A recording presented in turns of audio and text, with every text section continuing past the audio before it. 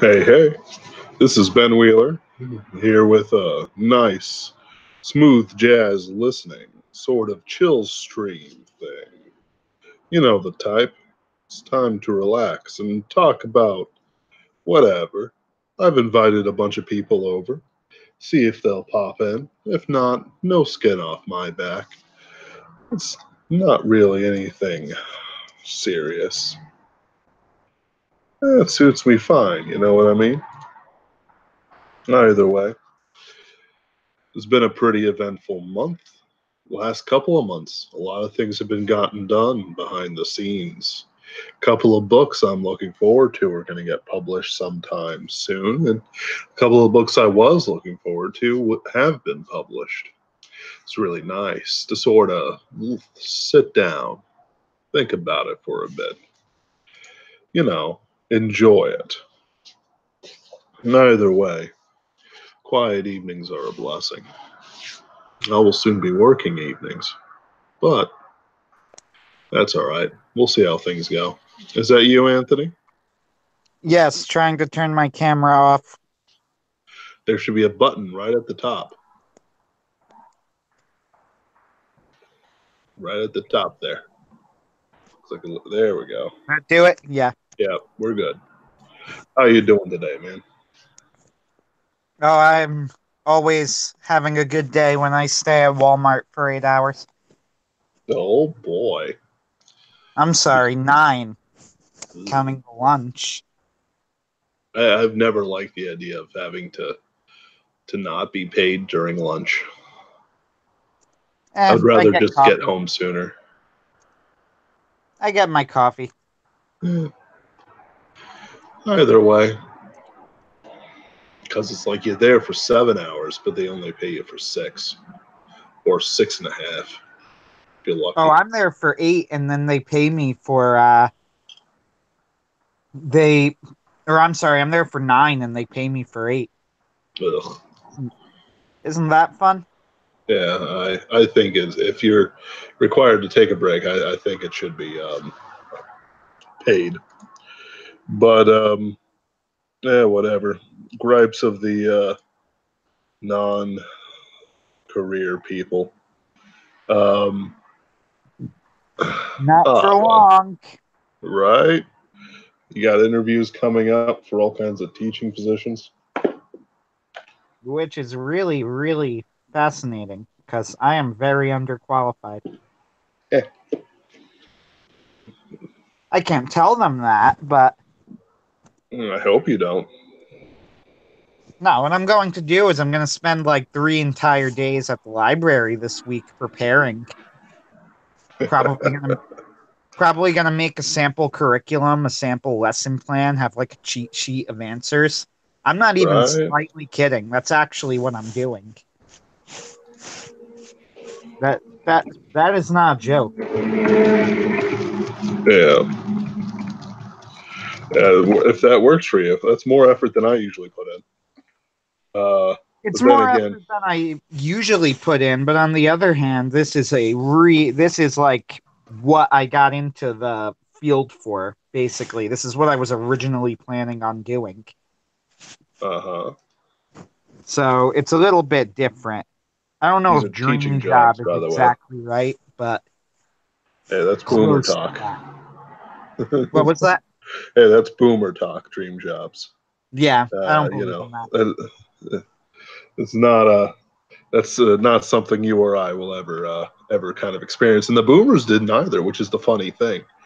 But Thinking that's of it that way is a recipe for unhappiness. I don't believe in that. yep. Like I got my new job is that I'm going into orientation for Tuesday is at a gym, and it's basically nights. And I plan on essentially going through the great books on audiobook. Just like turn on, get some long headphones, put them in, start scrubbing toilets and listening to audiobooks, and hopefully I will get better as a writer because of it. Unfortunately, I have the issue that at the moment where I am, even though it can get really boring, I really can't be seen listening to headphones when a customer walks up to me. Yeah, me neither. But it's one of those things. It's like if I'm just going to be doing this solo or with one other dude who's similarly, attired as I am, like there's a difference between like Yeah, business then hours during the day and me scrubbing toilets. that's a little bit different. Yeah, it's nice. It's 12 an hour. It's gonna be great. It's a But dollar more than an hour than I'm making right now. you make $11 at Walmart. Oh yeah, this was a raise. That's amazing. That's like way better than I thought it would be. They up Is it? Mhm. they upped their minimum wage from to 11, the Walmart minimum wage to 11. So actually, Mhm. it's pretty insulting that I've been there for 5 years and I'm getting paid 11. What they Yeah. did was they took advantage of everybody who was not quite there yet, but would have been expected to get raises that go higher, and then they go, "Oh, that's your raise for the year." So I got like a 20-cent raise. I love that stuff. It's hilarious. Just makes me want to burn the whole corporate culture down. Doesn't it though? Right. Well, it's um, it's a sad state of affairs. And it's like ultimately, I'm in the bed that I made, even if I didn't realize how I was making it. And that's fine. There's always, writing the bestseller. Eventually, I'll snap and write something popular. Oh, but until that horrible day, Just write an isekai. I did. I did. It was hilarious. Nobody appreciates it. It It was lands. pretty funny. Yeah. That that was actually pretty funny. It's like I don't view myself as a comedy writer, but sometimes people just go, "Yeah, Ben, that was pretty funny." I'm like, "Oh, thank you for taking it as a comedy, I guess." I'm hoping it was a comedy more than Oh, it taking. was, it was, it was. But no, I've had that sometimes. It's like okay, great. Um, well, what's so you and you? I've just been accepted into Saturn, which happened over this week. I've actually been accepted into two different anthologies this week. Possible Hope and Saturn. How's Saturn looking for you, Anthony? That is an excellent question. Uh, Here's how Saturn is looking right now. This has been ongoing for way too long, and I apologize to to the one or two people who may have submitted who are listening. Sorry about that. However, I was having an issue finding stories for Saturn, and that was fun and all. But now I've finally put out another submission opening. If you haven't heard back from me, I'm trying to get through to people right now. That just means I haven't gotten to you yet, but I do have, I think, everybody who submitted something here. These are the stories I've accepted so far. Not specifically, but I have like 5 stories, I think. I had two very strange issues that kept coming up, that were very specific, that were people who had these really interesting premises or beginnings to their story and then abruptly cut it off before the really interesting stuff happened, or people who just had this idea that I don't know, was all about big ideas. I think they have this idea because Saturn is like time, age, endings, Mm-hmm. that all I was looking for were cool ideas and it was going to be like a thinkery, anthology just full of pieces that make you go, And Mm. yeah, that was not my vision of it at all. And it took somebody saying that to me to make me even realize that might have been why people were sending me all of this slow moving introspective stuff. Because I Yeah. had this idea when I took Saturn, the image I had of it in my head was either you get crazy time travel stuff, which is great, or if you Yeah. want to go on the bigger scale, I was thinking of it as like, turning of the eons, like Awaken the Nightlands type, you know, Yeah. not Not necessarily that exactly, but I mean, when I think of long periods of time spanning, that's what I think of, like the great eldritch gods who have been there for millions of years.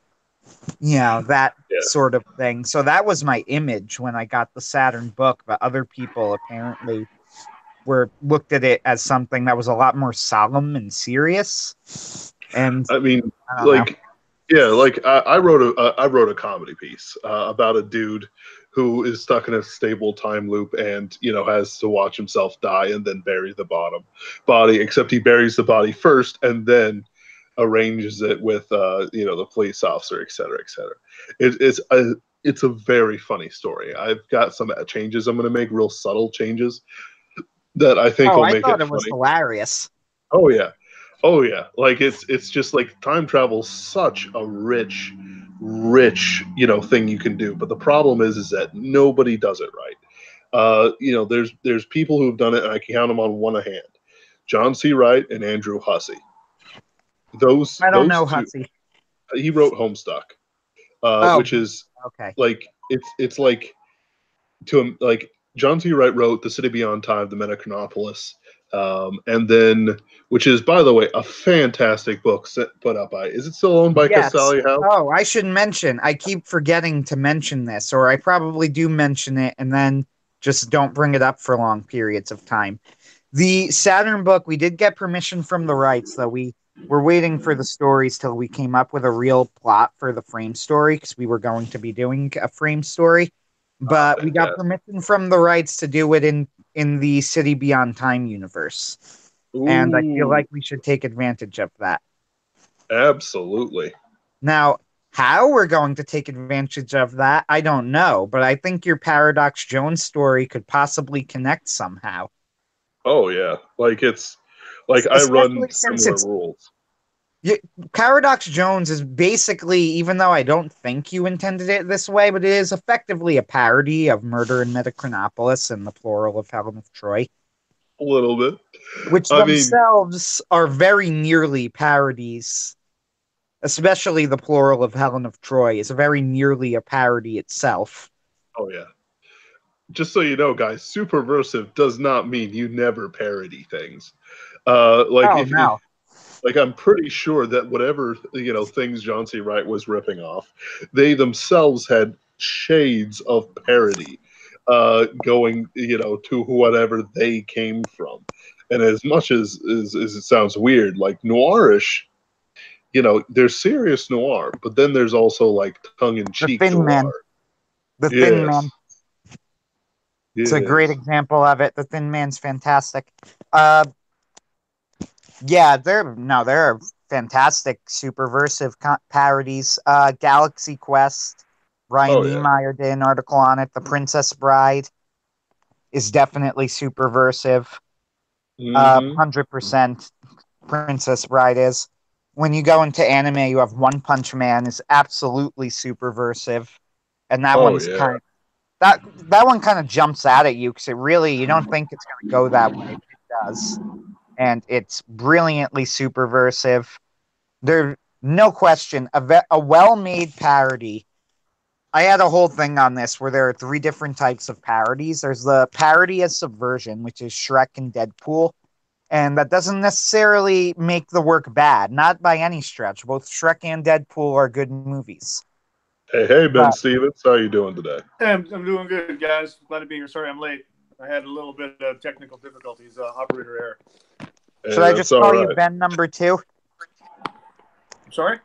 I'm Should I? technically Ben number two. He's Ben number three. Ben number I'm two. Ben Ben now. number one is Ben Zvitsky. Actually, being biblical, I'm 6'4", so I think I'm Ben the Greater. Ooh. As a 6'1" manlet, I feel that. I'm 5'7". It's all right. I'm playing. I can be Ben the Lesser. It's cool. Everybody, No, everybody looks around awkwardly. I'm 5'7". Just go, oh, no. that's a good size too. Right. So I heard you guys were talking about Saturn, Yeah. John C. Wright's universe. Yeah. Yes. We're talking about parodies within parodies within parodies, Yes. as is appropriate for a time travel discussion, because we went haven't into actually left Deadpool it. and Shrek, and that was where you jumped in. Yep, yep. And have you submitted anything for? I know you submitted something for Impossible Hope. Have you submitted anything for Saturn, Ben? I have not. I saw last week you guys were still open. I thought this was all closed and done ages ago. It Yeah. was officially it was. Unofficially, I I didn't do get want to enough maintain stuff. that officially, Soul has always been open. Always been open. I never put an end date on it. You know, and I got to tell you, it's like when I first. It was a mistake of mine to do that. But I have a hard time writing short stories that are with these themed short stories. I struggle with that. Some of these people, like I've seen you guys, they just whip them out like, oh yeah, boom, boom, I boom. feel you there. I have just okay, nobility and honor and all these things. The sun. It's like I'm just like brain dead. I can't think of nothing. Yeah, I feel you there. For me, it actually helps a lot. I do not naturally write short stories. A lot of my ideas are just kind of grand and big and long, so that I think my novel, the only thing I've beside I don't write short stories without a prompt. I'm currently working on Neptune, and it's just going to be about deep sea haulers or something. I don't know, and it's going to be set on Neptune, and weird things will happen, and then but it won't be anything too crazy. Maybe I'll give it a horror element, like a good William Hope Hodgson sea story. Or that would be pretty cool. Actually, I would read that.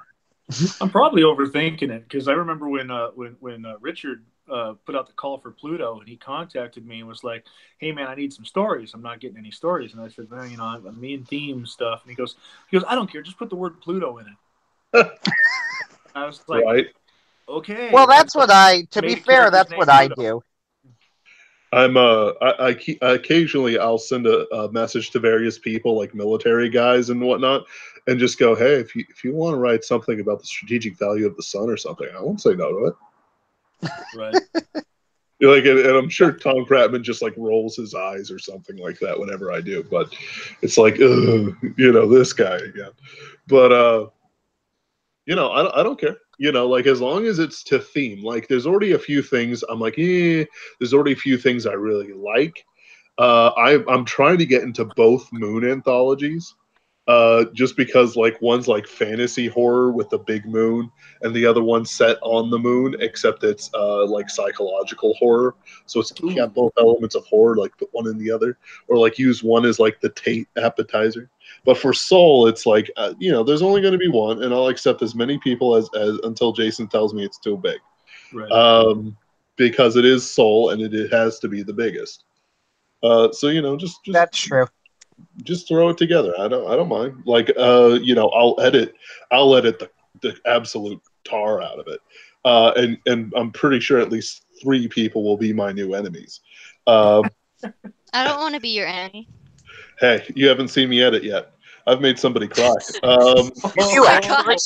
Yes, I've made 2 people cry in my life.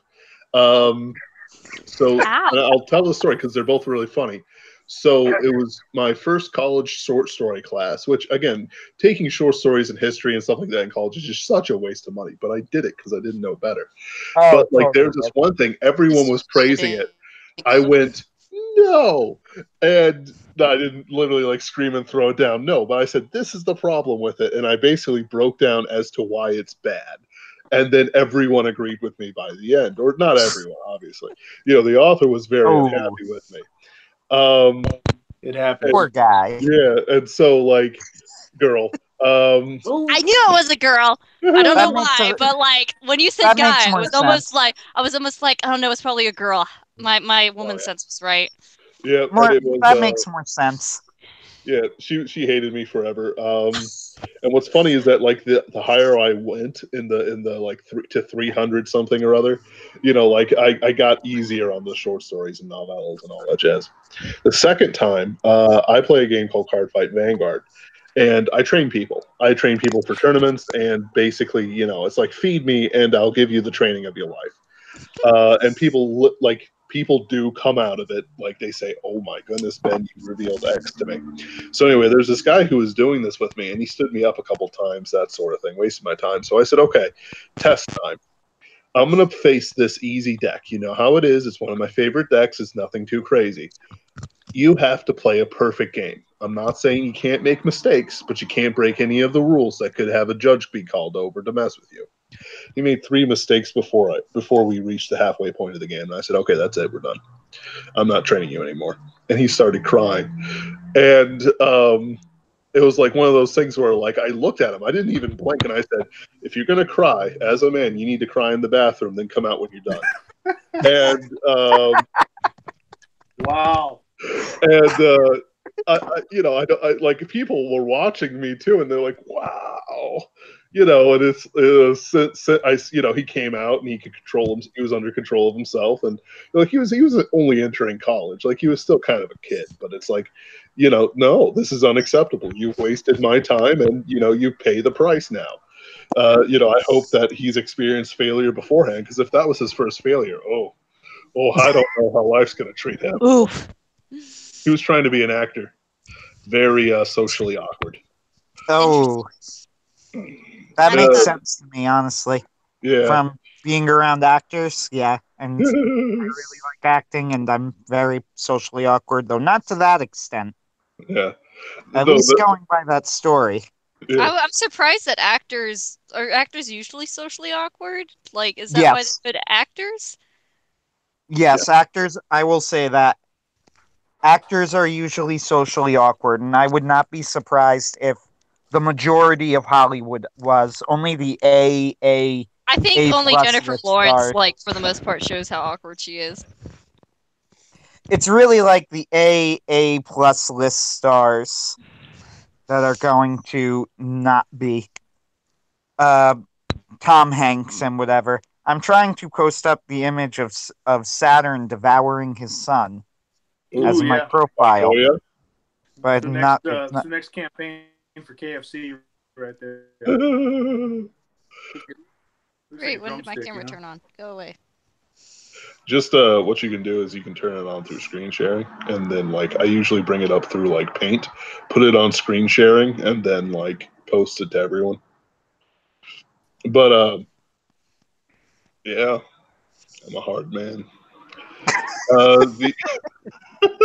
See, unlike the rest of you, I don't think I've ever been anywhere still crying. No, for editing. I wouldn't do that. One dude break down like that in the oil field. They're like sharks around here, man. And if you break down and start crying on a rig, it's the end. Ben, what was it? Was it you that showed? You shared the funny little like series of instead of this, try this. Yes. For like, that I love that. It made me giggle. I'm in the office now, and I have to learn how to use my inside voice and realize that I'm working with women and customers, and we're not out on the rig. It's kind of the same way my dad's told me some funny stories about working as a mechanic. I can remember a couple of them, like Man Pleaser. Someone got nicknamed Man Pleaser because he was constantly like, whenever someone would correct him on something, he'd be like, "Man, please." Like, he just kind of had that annoying habit. And so one day someone was like, "Well, okay, Man Pleaser," and then it was done. He was done. Or the one guy's called Bunny because he was like, there's the rabbit and the turtle on the as far as like fast and slow, and so it was like, I guess they were like moving machines. Like, well, why is it? What are you doing? What's it? Or asking him a question. He's like, I don't know. I mean, it's on the bunny. That also got him that nickname. Man, yeah, my dad has some funny stories. We got a kid here. He's like, and those are the tame ones. He's young, like that kid you were describing, Ben. Yeah. And this is his first. I think he came up in money. Like he never had to work a day in his life. And he's a nice guy, super nice. But man, you could tell he hasn't had to work. You know what I'm saying? He's been spoiled, and I don't know what changed where now he has to work in the oil field. But everybody here calls him Fingers. And he's from Venezuela, and he sounds like Fez. It's fucking hilarious. Pardon my language. But he's like, why do you call me Fingers? And we're like, because you ain't a hand, bro. You just, it's just so bad. The poor, he's got a long way to go. He's got a long way to go. Beautiful. Oh yeah. It's crazy times. Good times. Let's see here. So how has Goddess Gambit been treating you, Ben? What's that? How has Goddess Gambit been treating you? Yeah, you know, fair to middling. I did that little promo last week, and we doubled our sales on stuff, but I still didn't break even on what I paid for the promos because I bought like 7 promos. Yeah. And but we came close to breaking even, and you know we got back into the top 100 again in category, but we didn't do as good as we did opening day or anything like that.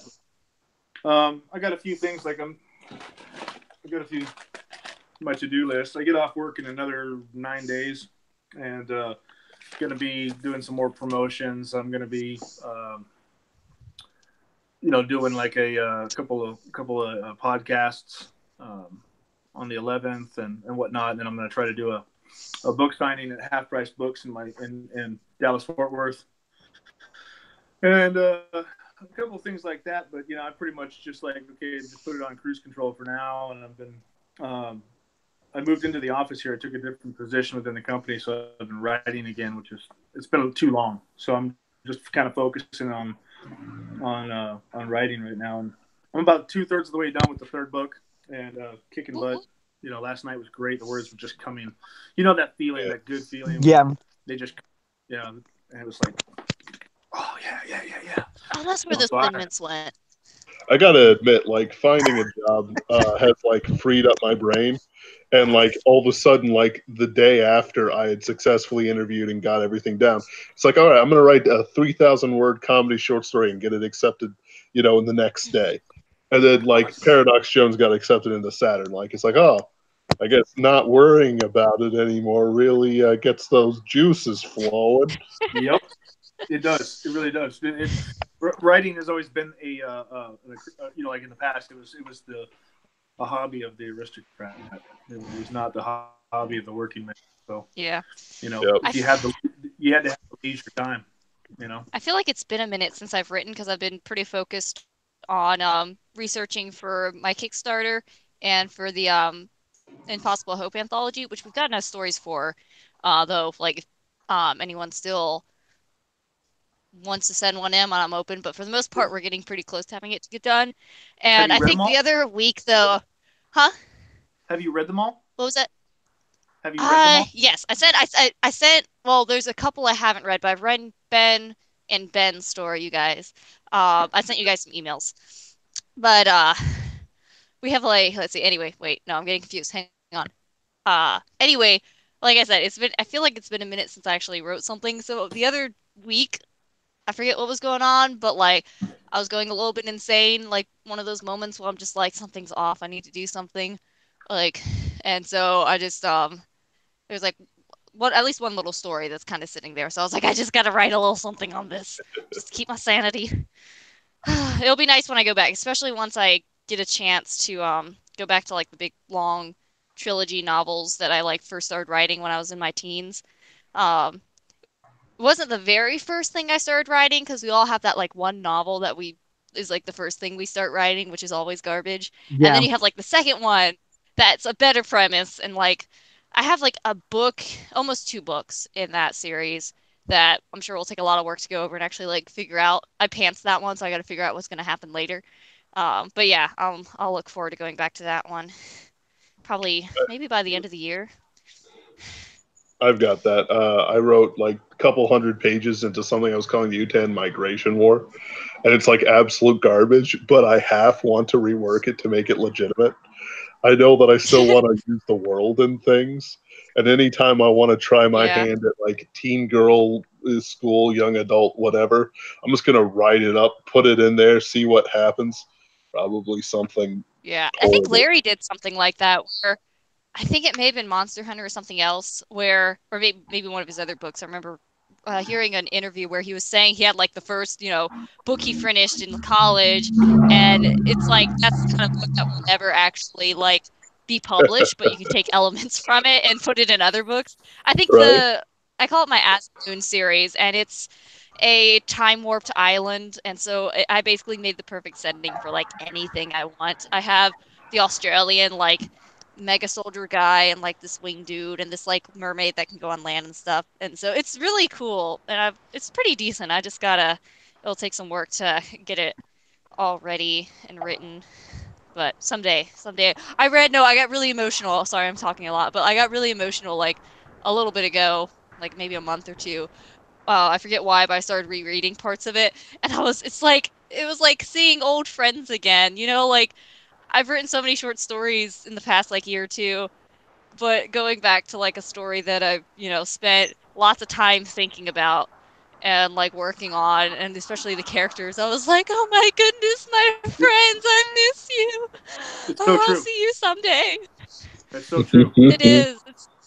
I And then like think reading scenes, I'm like, oh, this is gonna happen, and like, oh yeah, okay, I'm done. I'm sorry, I missed them. I spent so much time on No Gods that I mean these 5 main characters are they're like real people to me. You know what I mean? I mean they're like Yeah, Mhm. it's like yeah. I know them so well. I never expected anything like that. And that's the cool thing about like reading and writing like long series is you really know the characters after a certain point. It's like, yeah, they're real. One thing that I realized after a certain point, especially when I got more involved with the Superversives, is that unlike basically everybody else, because we're a publishing company and writers group, I really do not have the temperament of a writer. Like people who can sit down and do, I'm going to write a short story today, and I'm like, I can't do that. Like that's not how I work. Unless it's like 100 words. Yeah. To be fair, like Paradox Jones has been kicking around my head for a very long time. But even that, when you go, oh, there's an anthology open for a different type of short story. Like I can't write a story like that. I can't take, go here's a theme, now write the story. And if I did, I would be stuck staring at the computer for weeks until I finally forced out something really garbage in one day. So And here's what I the did. good Here's the good short stories the stories I think are good that I've done, with the exception of one that was like getting blood out of the stone. That was the first story in God Robot, was really hard to write, though interesting. Most of them I do in like a fever dream state where it's all just done within, I don't know, probably an hour.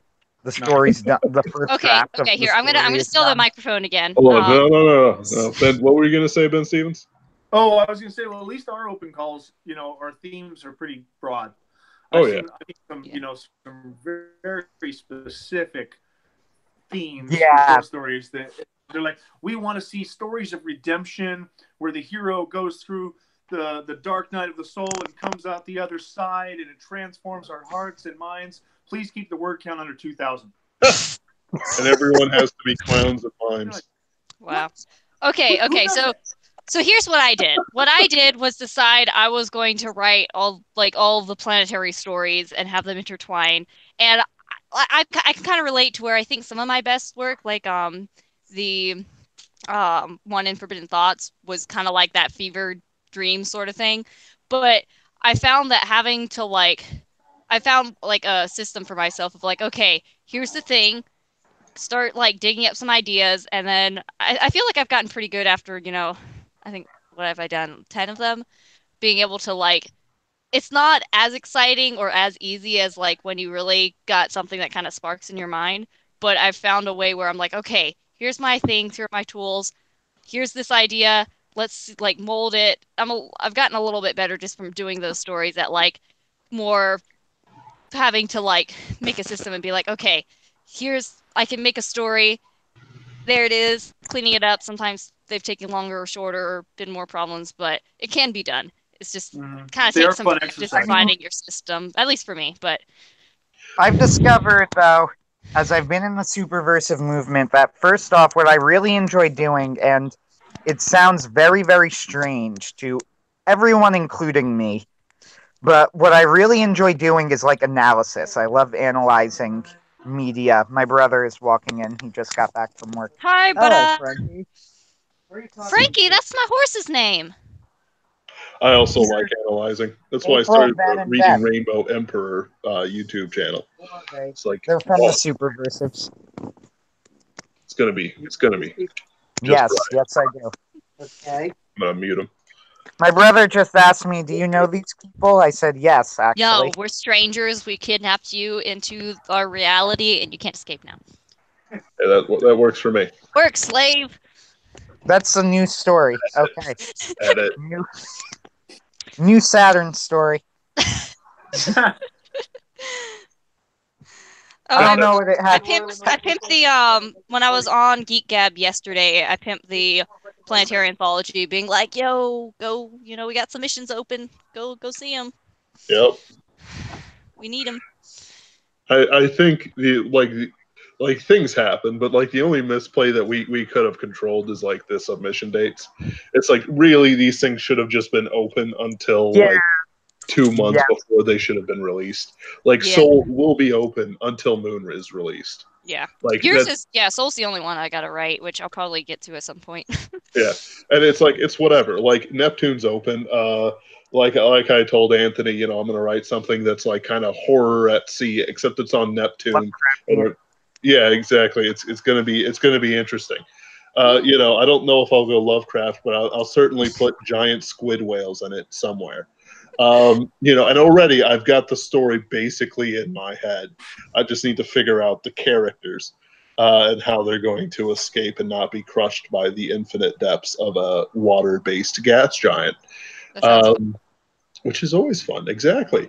Like, I don't get it. Like, when people say colonizing Jupiter, they really mean colonizing the moons of Jupiter. No. We're going to colonize Jupiter. It needs to be done. It's asking for it. So here's my question. Asking for it. I feel like that is planet blaming or colonization blaming, is saying that this place was asking to be colonized. And it was.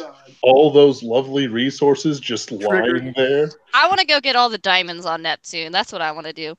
So, diamond money, that's right. If you're saying you're going to try and colonize the actual planet of Jupiter or Neptune or whatever, are you thinking like space station, like floating in the atmosphere? Because there were some theories that we could do Venus that way.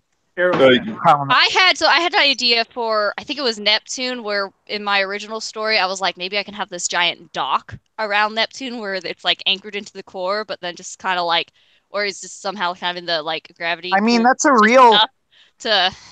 It's real, yeah. One of the more realistic colonization, I mean, by certain values of realistic, but I once did a bit of research about. I looked up how, like, Venus, because if you know anything about Venus, it literally looks like the surface of hell. Like, that's not even a joke. If you look at photos of Venus, it honestly looks like Dante's Inferno hell, and it is. That's what Venus is. So you couldn't live there. You'd have to have a quartz body or something. Yeah. My brother's talking about for a long time having a kite city in that little part of the atmosphere that's breathable for us. Yeah, I was trying to work on something about. Actually, it was a really good idea, and I was talking about it with David Halquist, so I'm probably going to do this one day. But it was like a twist on the creation myth about fallen creatures who had not left the Garden of Eden and are mutated into these immortal slug things in constant pain who could never die. And they try and go on to Venus. It was actually a really interesting idea to my recollection. I'll have to go into my notes to see how much I got down on it. But whatever. The point is, I was looking at what it would take to colonize Venus. And the answer to that question is there is maybe kind of one thing that sort of makes sense. There is a term within astronomy, or I don't even know, like physics, whatever, called the Goldilocks zone, which is the perfect confluence of events that could create life or support life. And Venus, actually has something like that in its atmosphere.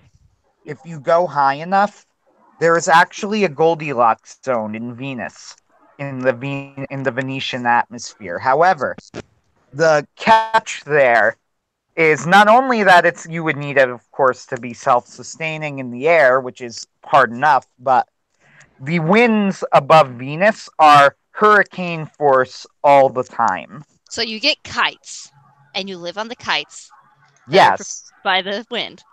I'll tell you what, you guys. that's actually true. Like you laugh, but that's actually kind of what I was thinking. The problem is, if I were to make a story like that, I would need to figure out some way to deal with the hurricane force winds.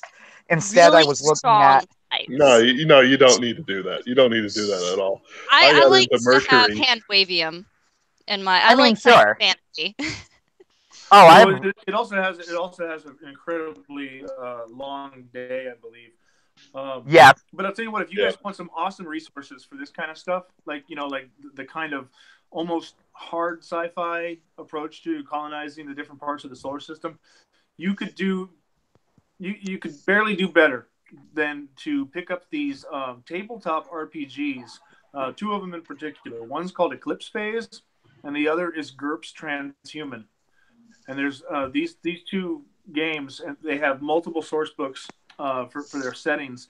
And these are some of the most well thought out, in-depth, awesome series or source books for this kind of hard sci-fi stuff. I mean, it is even if you don't play the game, it's worth paying the price for the hardback just to read through it, because it's so well thought out. It's so detailed. The world building is so rich. It's based on science. It's immersed in reality.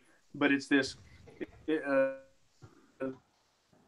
both settings are one's a GURPS version of the other, right? Like what GURPS does, and they're both just completely based around this epoch in the far to near future where we as humans are transitioning from our mortal coils into carbon, with the cortical stacks, and you're uplifting your consciousness into different bodies, and so different bodies and different frames are being built to house your consciousness, if you will, and put up with the different environments. So like the environment on Venus, the environment of Mercury, the environment of deep space, blah blah blah. And it's this, it's just an amazing setting. It's so rich.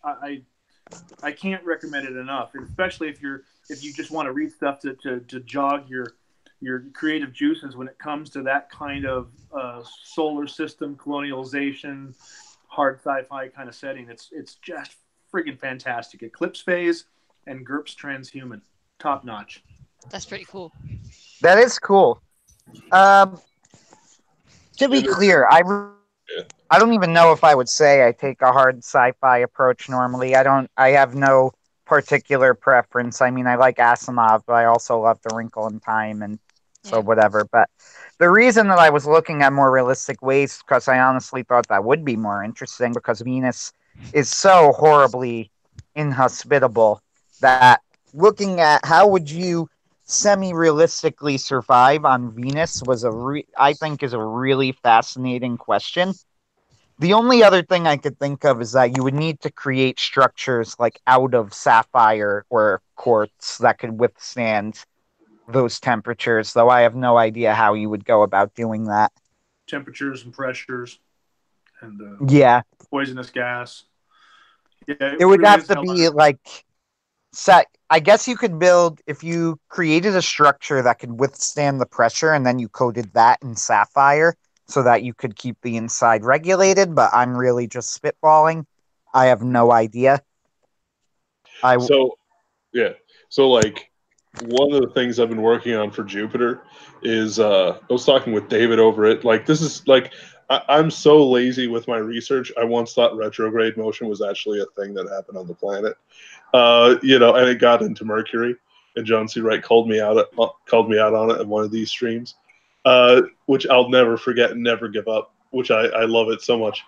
But like Jupiter wise, if a planet has a strong magnetosphere, strong enough like Jupiter does, and like has such a hot hurricane force and hospitable atmosphere, You could just make balloon submarines, and then with powerful, like, they would rig up the magnetosphere like hooks, like a sort of, and then move across these ley lines of magnetism from safe haven to safe haven. That reminds me a little of the old space elevator idea. Oh yeah, but it's more of actually, when I did space elevators, I made them like super powerful magnetic thingamabobs. I can't remember. Basically, they use magnetism to lift up, right? They use magnetism to lift up cargo. I think there's a lot more we could do with magnetism, and we should just do it. Just use it. Use it in everything. I don't understand it. Nobody does. The approach would be rather than making electrical ballasts. Yes, that's a good way to put it. I'm using that, JD Beckwith. That's a good idea. Magnetism really is one of the more interesting unsolved problems in physics. Nobody really knows how it works. All I know is that it's closely related to electricity. Like Kramer's quantum. That and the other unsolved problem of physics is fluid dynamics, which is extremely boring, but also like impossible to figure out. Why is water shapeless? So Wheeler. Yo. So instead of a submarine, instead of a Jupiter submarine that houses these fragile carbon-based humans, just make the human the submarine. You see, I don't know about if I want to go that far, because people have a distrust of AI for various reasons. First off, the mother of AI in this world, like it's like I've already written the first novel of it. You meet the mother of all AI, and she's crazy. She's like heretical, off her rocker crazy. And also, like, there's a whole bunch of like things against transhumans, because eventually they just turn evil. And the whole plot of the first book is to make a transhuman without him turning evil. Because I firmly believe that as much as our souls are unique things that are created by God to be a certain way and all that jazz, I believe firmly that we're also our outside. Like if like you can tell the character flaws of a person and what they've been through by their outside. Like somebody who has obesity problems, has problems with self-discipline, that sort of thing. Or an anorexia. Absolutely. Or people who have tattoos have certain body image issues. Not all tattoos have this, but like many people are unsatisfied, so they create something that causes them to have satisfaction when they look at it. And so if you extend it outward, eventually there will come a point where if you put a man into a machine, that he will stop being a man and he will be a machine. Whether it's because he can't create the new pathways he needs for everyday life, or because his thoughts will turn away from mannish things and into machine things. You're absolutely right. You're absolutely right. And I'm often torn or of two minds, because I find the transhuman stuff in sci-fi fascinating, because it's fun for fiction. But like we talked about it the other day, fiction doesn't necessarily mean I support it or believe in it, because like you said, as a Christian, I think transhumanism is pretty spooky stuff.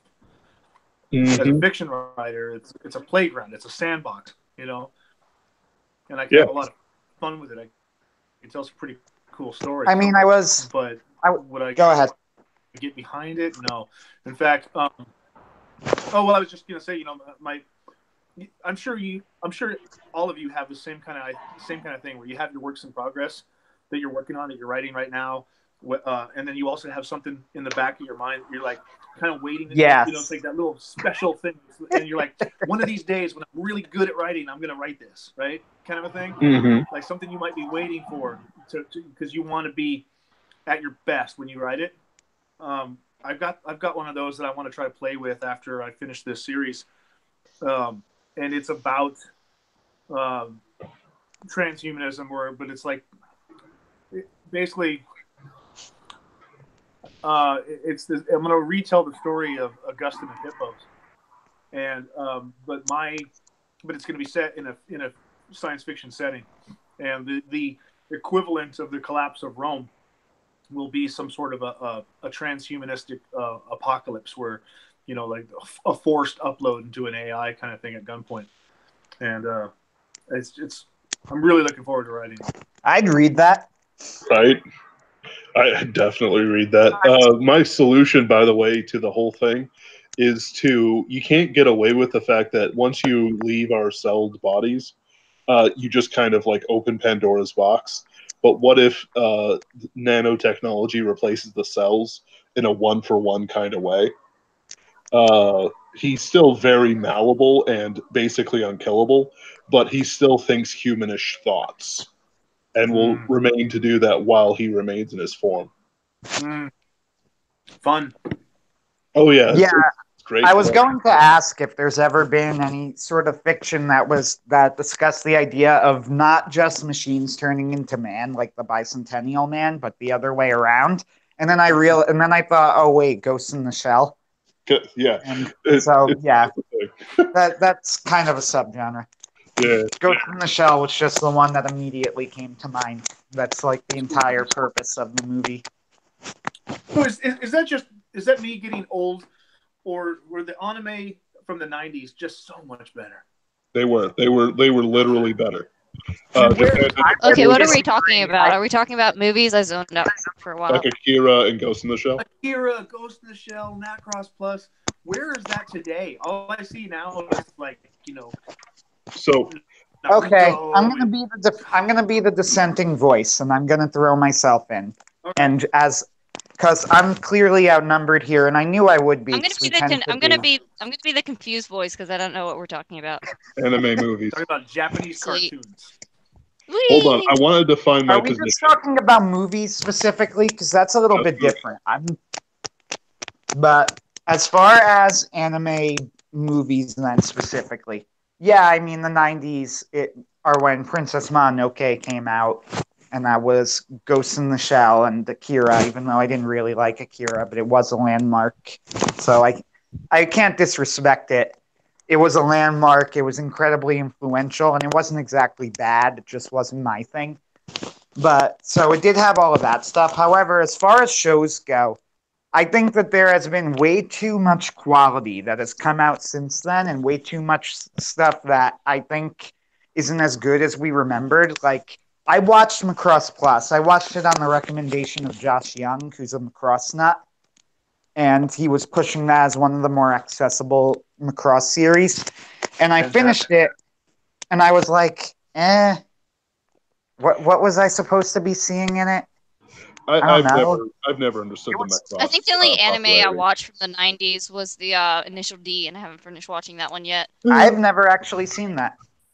It's funny. It's fun. It's a lot of drifting. The like best friend's face, and it's great because he starts out as like, oh, I'm just driving this delivery route, and it turns out he's super awesome at driving, and then slowly he's like, oh, well, this is actually fun. It's not a job. I don't know. It's fun. I haven't finished watching it. The music's the best though. So I have a mixtape of Initial D or like Eurobeat and Hard Boss, and it's amazing. And if you ran up, I have You haven't ever listened to Eurobeat? Eurobeat's amazing. It is. I love Europe. Or not Europe, Kraftwerk. So JD Beckwith says different styles. It was new then. You're experiencing nostalgic dislike. That's the term. But my opinion is actually more nuanced. I think that there's been a gap of about 20 years between the 80s and now that have been mostly garbage, except for Studio Ghibli and the occasional outlier like Steam Boy. In the last 5 years, we have had Summer Wars and Redline, which are, in my opinion, as good as, and I recommend these movies to everyone, as good as anything that came out in the 80s and 90s, like Akira. And though Akira's animation, that was 60 frames a second they hand animated. But it's in a class by itself. Oh yeah. It's kind of like watching stop motion animation, like Chicken Run. And it's kind of like a wine, where it's like the more time you know is put into it, it somehow makes it better. Oh yeah. But like there's Redline, which was a passion project. There's the last there's some works by Satoshi Kon and Ghibli that have survived, of course. But like Summer Wars is amazing. There's actually the last 3 One Piece movies have been absolutely amazing. Like I'm of the opinion that we're moving into a part where we're actually seeing more quality. There's a silent voice, Your Name. Oh yeah. But just a whole bunch. I gotta give props to. There are some good stuff that has come out in the last 20 years. Full Metal Alchemist is one of them. Yeah. Both versions, fantastic series. You know. I think there's too many. That's my problem. Is that I think that it's like JD Beckwith said, and I think there's just too much that I could say. But wait a minute, isn't this great? And isn't this great? And isn't this great? And I could do it too often with too many series for me to say that things have dropped so precipitously. Now, the 90s was definitely a different era. It did things differently. It had Legend of the Galactic Heroes, and there is nothing that will ever be like that again except its remake. It had, the big the remake 3 does not give Westerns. it the same love. I like the remake, but that's another story. I like the fact that they hand-drawn thousands of ships firing at each other. That is impressive. And like, It had the big 3 space westerns in the 90s, and we really will probably never get anything like those shows again. Outlaw Star, Trigun. For a minute. I think somebody's here. That's fine. We'll probably be here when you get back. I'm on night shift. We were discussing that. Whatever.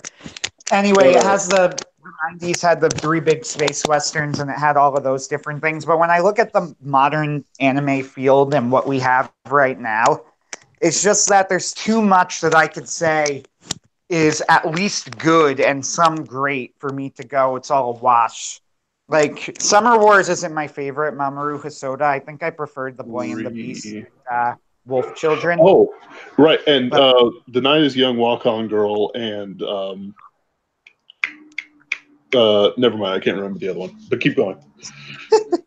I'm just naming really good, like within the last 5 years, animated movies I've seen. I'm just thinking of post 2000s. I mean, you have like Death Note. You have the Full Metal Alchemist shows, especially Brotherhood. You have Steins Gate isn't my favorite, but Steins Gate, I am in the minority. Steins Gate is considered, a universally regarded classic, and I know people that think it's one of the greatest anime ever, and it's pretty good. I mean, there's nothing wrong with Steins Gate. It's a good show.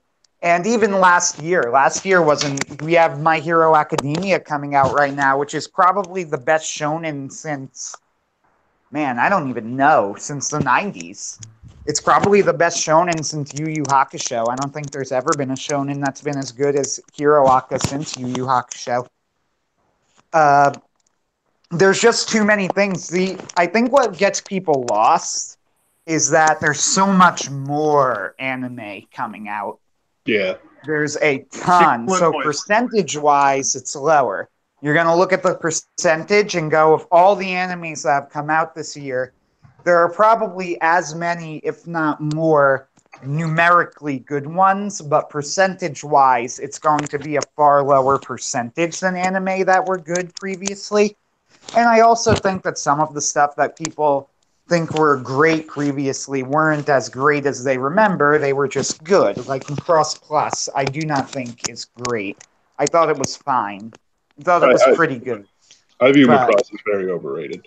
Though something that's disappointed just don't tell Josh Young that. Yeah. I've made it clear. I watched Macross Frontier as it was coming out. I was not impressed. I'm looking over at sort of like my collection of anime and all that jazz. Girl Who Leapt Through Time.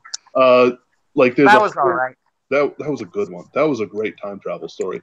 I'm sort of looking through, and there's a couple things I realize I haven't really seen anything new that interests me. There's harem shows. Harem shows have kind of really declined in quality, and you only see them in isekai right now. They have quintessential conflict this season, and it sucks. What? And Steven, I'm going to mute you for a few seconds. So when you're back, you can come back on. But there's a few things. Quintessential quintuplet sucked. That's not an isekai. I don't know. A lot of things just kind of suck in general. But it's one of those things. Though, this season had the JoJo's going, which has been very good. It's had Mob Psycho 100 Season 2, which has been fantastic. It's had Kaguya-sama Love is War, which has been pretty good. Mm-hmm. I mean, it's been pretty fun. This year's going to be amazing. This year's absolutely going to be amazing. The Promised Neverland has been finally adapted. Yeah. I'm sorry, The Promised Neverland. How could I forget that? Absolutely. Then we have what else is coming out? One Punch Man Season 2, which will probably be kind of a disappointment. Yeah, I'm hoping that it won't be. I'm hoping. I'm a hopeful man. I hope, but man, that trailer. The comments on it are actually hilarious. If you read the comments on the trailer, they're hysterical. I know it's not Japanese anime, but I got to represent Austin, Texas. Ruby, Rooster Teeth. I've got so many problems with that show. You don't even know. Never seen it. Never I've really seen the first. I saw the first episode. From what I know, like the original creator died partway through the seasons, and so like my one opinion is like the fight scenes kind of got a little less than they were in like the beginning. I've only watched like the first season or so, and like that's all right by my standards, but I haven't watched the rest, which I've heard can be kind of eh. I think, is that one of the fan bases that's really toxic? There's certain shows at the fan base. Ruby's fan base is an absolute cesspool. They're doing Ruby recently. They're doing a mecha one coming up. I forget what it's called. It's Jen Locke, and it's like Michael Jordan. I don't know. It's weird. Yeah. I don't like. So I actually I'm going to have a video talking about like I'm going to call it Death of an Auteur. And it's going to be about Monty Ohm's death and like Kojima and other things, and like what happens when an artist dies with his work is incomplete. And basically, that's what happened to Ruby. Like I followed Monty Ohm during high school. Like I knew him before Ruby was ever a thing, when he was just doing Dead Fantasy, which was the most ridiculous cool thing I've ever seen in my life. Also, Rooster Teeth is at the center of the Kick Vic movement. They dropped Vic. How do you pronounce his last name? Mignonia. That's how Mignonia. Just over some. Just Mignonia. Yeah, basically, they dropped a voice actor over some unsubstantiated claims of sexual harassment that weren't sexual harassment at the time, but were 4 years later. Go figure. Superversive has a book that they could use, don't they? Believe evidence or whatever. Yes. So there's a local con down here, which at first I was sad I was going to be out of town for, until I found out like they had announced on their like Facebook page that during the con, if anyone like tried to decide or like stand with the voice actor, that they were going to ask them to leave, and if they didn't, they were going to have them arrested. So that made me glad I missed that con. Wow. Even though like the whole town around here really gets into the con, but I was like, well, I guess it's not a loss for me then. Like I view the first 3 seasons of Ruby, which are the ones which Monty Ohm had the most control over before he sadly passed away, to be an absolute masterclass in character design, fight choreography, pacing. The romance and story is absolute garbage, but like the fights, the pacing, the character actions, some of the motivations is just masterpiece. I remember when season 1 first came out. This was a while back. My son was a lot younger than he is, and I was telling him about it. He goes, "Well, what's it like?" I said, "Well, the best way I can describe it is it's My Little Pony meets Dragon Ball Z." That's about right. I remember seeing it, and like I may have watched the first episode or two and not thought much of it, and then like I don't know, years later, my brothers were like, "Hey, look at this!" I was like, "Oh, I watched some of that one time." I really do like. I really do wish Monty Ohm was alive. He's one of the few creators I just look at him and it's like, oh, he's dead before his time. Yeah. And it's like one of those things that like I'm not gonna lie, Monty Ohm was one of those creators that like he stands up there with like John C. Wright and stuff like that, of people who I looked up to, pattern certain things that I do on there. I take a lot of care in my fight scenes because of his influence. And like my fight scenes are weird, like in or simple. Like Sheik of Mars has motorcycle fights, but then Jasper Silver will have a fight where between two mad scientists, where one of them just starts reversing gravity, except he reverses it 90 degrees, and then another one weaponizes a rainbow. Like it's like you can do all kinds of crazy fight scenes, but once you get that beat, that magic that Monty Elm had when he was I need doing to know the magic of how to fold a fitted sheet. Can anyone enlighten me? I'm sorry? Does anyone have any mad scientist knowledge of how to fold a fitted sheet? That's hilarious. I'm going to weaponize that. But no, seriously, I need help.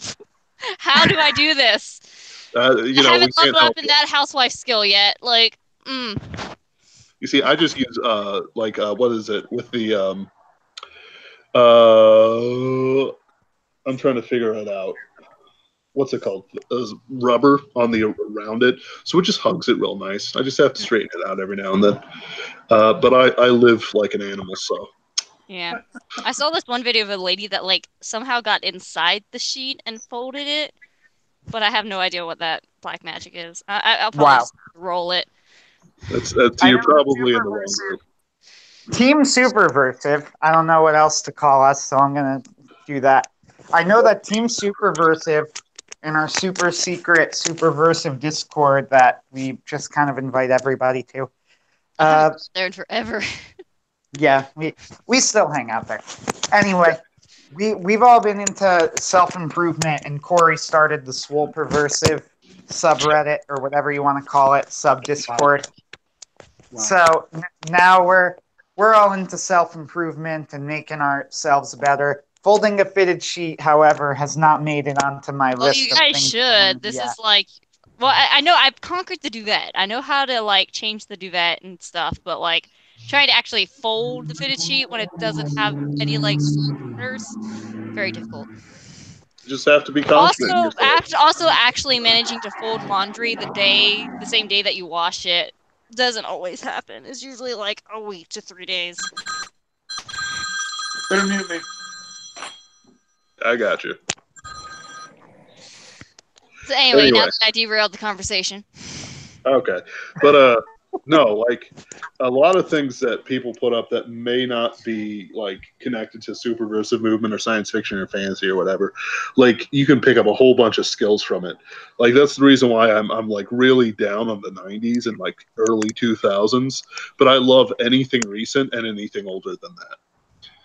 Like I'm not so doom and gloom as Brian Niemeyer is about quality. I think that we live in right now one of the greatest like kind of Wild West expansion of pulp and all that other stuff that we'll ever get to see. We're definitely in a Wild West type age, and especially for us, I think that the general public is going to miss out on a lot of it. But since we keep up with this stuff, we're in a very lucky position. Oh yeah, we're special. We're going to see.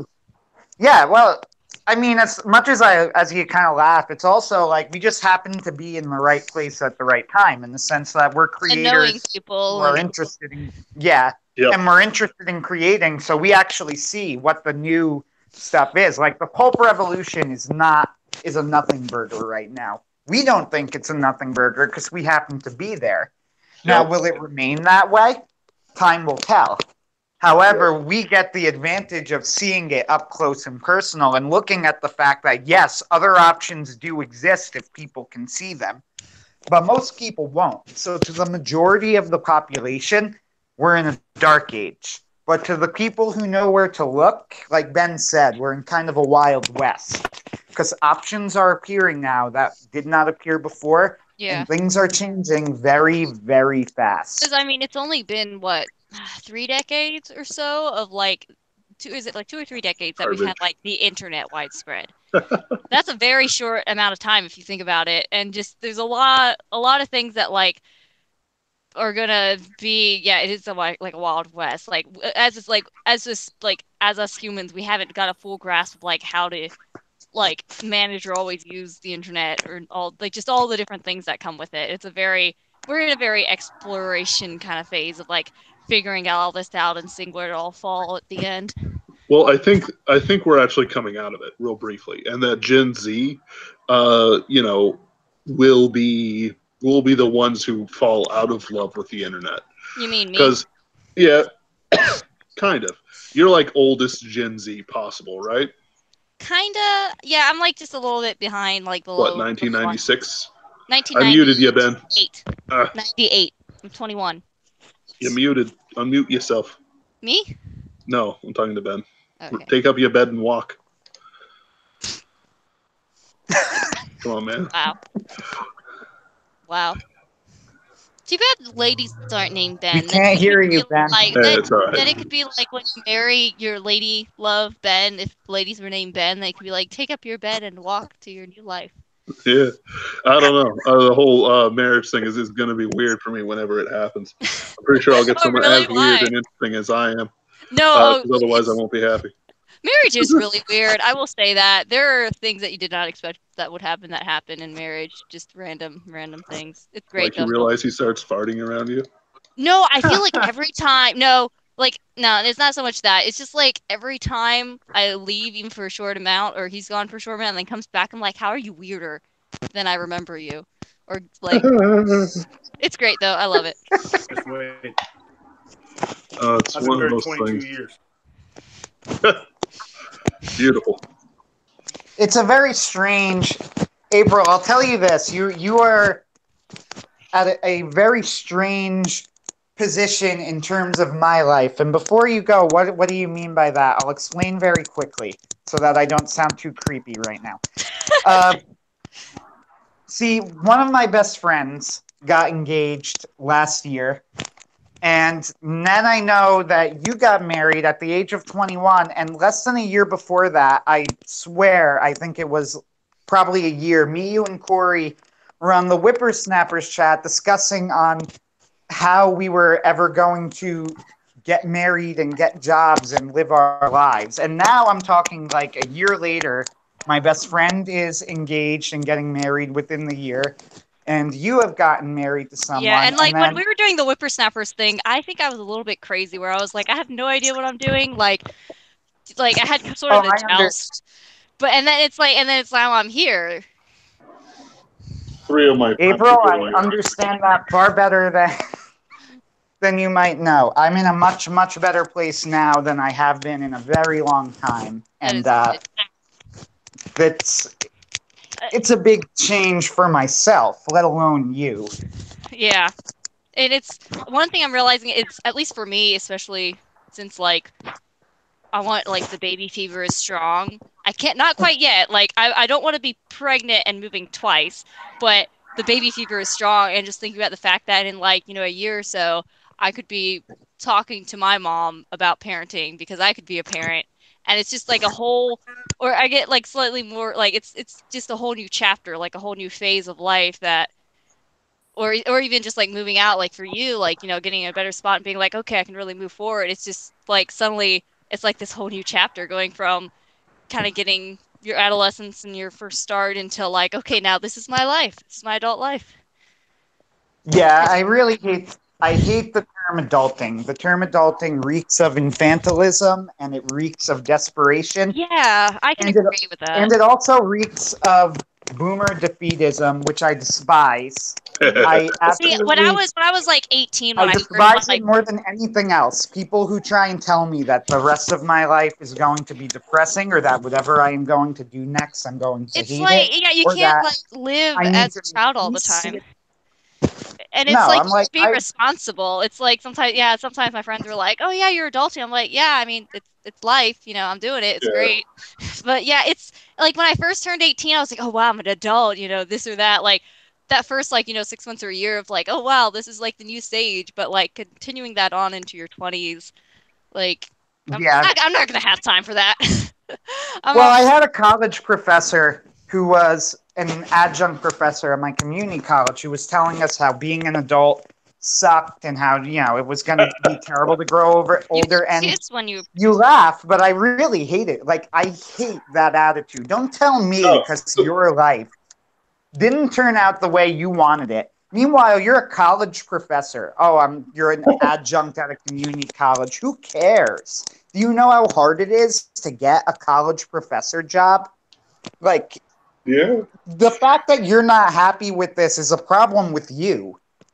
You know, like, be grateful for the opportunities that you have. Be grateful for what you're going into. Like, I know that I'm not that whatever I do next is probably not going to be considered some sort of great opportunity to the vast majority of people. But to me, But it'll I be know something to exactly. do. Yeah, I mean, I know exactly what it represents, and I'm like, nobody's going to be able to tell me that I'm living a miserable life. I'm the one who gets to decide that. Yeah, exactly. Right. You allow people to make you feel a certain way, in a sense. Like, you kind of got to get permission to let people stomp over you with their opinions of what you're doing with your life. It's like they can say it, and you can either brush it off or you can, mope about it. And that's kind of up to you. It's just the idea of everybody. Dungeons and Dragons. I'm sorry, go ahead. No, keep going. Go for it, Ben. They've talked enough. They've talked enough. I was going to say, Yes, we have. I play Dungeons and Dragons with a lot of kids in their 20s, and they're good friends of mine. And I don't understand them a lot, but I don't talk down to them like that, like the way you guys are describing. It's been a circuitous path for me to become where I am today as a Superversive and a Christian, and I've been through the ringer, but I don't tell people about it unless they ask, and I don't see any point in telling them, how much things are going to go sideways, but everybody's life is like that. And like you said, Amos, what you do with it and how you think about it and where you go Yep. from there, it's entirely up to the individual. I could be the crotchety old man. I could be, oh, everything's gonna suck. Trust me, I'm listening to my.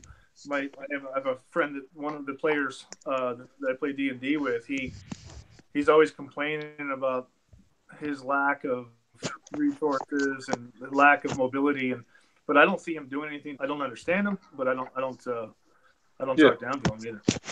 It was one thing I had to understand as well. Realize that you have to reach that point where you realize that nobody cares. Oh yeah. And like you've done this or that, you're stuck here, whatever. Nobody cares. Yeah. This is your life. It's nobody else's. Yeah. Like and you also need to accept that that's fine. That's not even a bad thing. It's just life, and you got to deal with it now. Right. Like it's one of those things. It's like New Year's are always a hard time for me for some reason, and it's like I start off. I decide, you know what?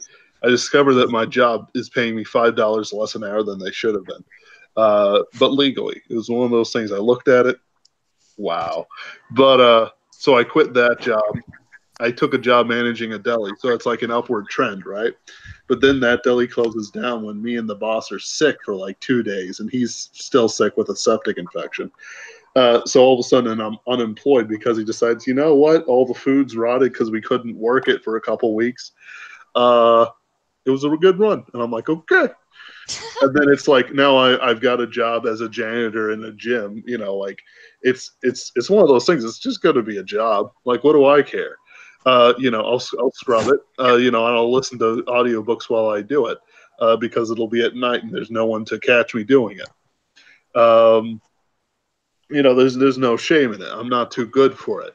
But like the thing that messes me up is that I'm 29 years old right now. It's like I was sold a bill of goods, and it kind of bothers me that it didn't show up. But then again, like I realized it at like the ironic time, which is your last year of college with all your loans in and everything like that. And so it's like, okay, I guess I just watch it happen. But it's like it's all about. I'll tell you what, you guys are pretty inspirational, because if I had my shit together as much as y'all do at your age, by the time you're my age, you're gonna be sitting pretty, bud. You know. Oh yeah. You guys have the right attitudes. You have your head on straight. You got That's the a right, nice thing of your you heart's for in you the to right say. place. Thank you. When I was 29, I don't even want to tell you what I was doing. Pit fighting. I'm gonna say pit fighting, but I was rhyming and Pit stealing. fighting with vipers. yeah, exactly. Taming them. But no, like I'm gonna try and like I was nearly a manager at a call center. You know, I'm gonna try and be a manager of a gym. Like, why not? And I'll write books on the side. You know, One thing that I could never do. I worked in a call center for 2 weeks, and it was honestly probably the worst 2 My weeks of my husband did life. that too, where he like came back from Japan, and that was the first job he got, and he like did the training, put it, and then like at the end, like he just put in his 2 weeks notice as soon as he could. Like I would watch people die. It's one of those things that I kind of just like shudder to think about.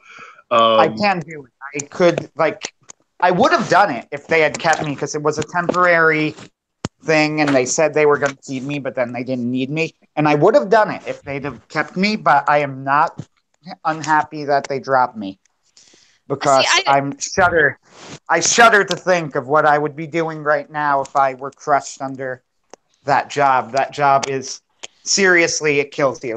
It kills you. Well, we need to not talk about, because I've got some stories of like literally watching people eat themselves to near death, and then like complain about their health problems. Like it's one of those things. Like, it's a job where people don't take care of themselves. They don't fight. They just kind of live. And it's like there's a certain amount of living that you need to do. But the problem is that that's a recent thing.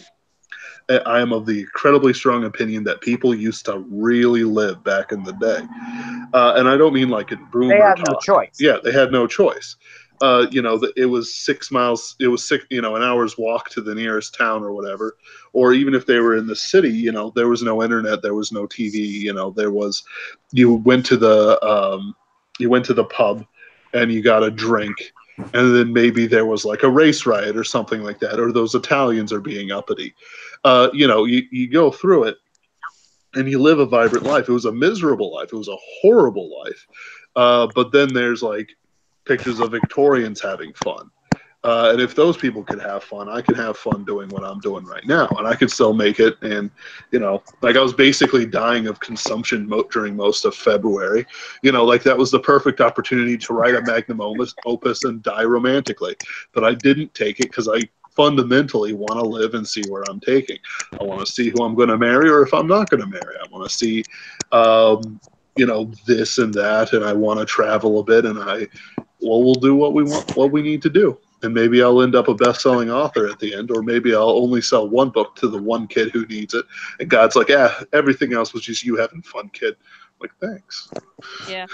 Now, with this whole conversation about like jobs and life and stuff, I feel like I kind of worked 2 jobs, were like the only 2 like official jobs. One was the Deli Kroger, and one was the monogramming job, which wasn't a good fit for a job for me, just the work dynamic.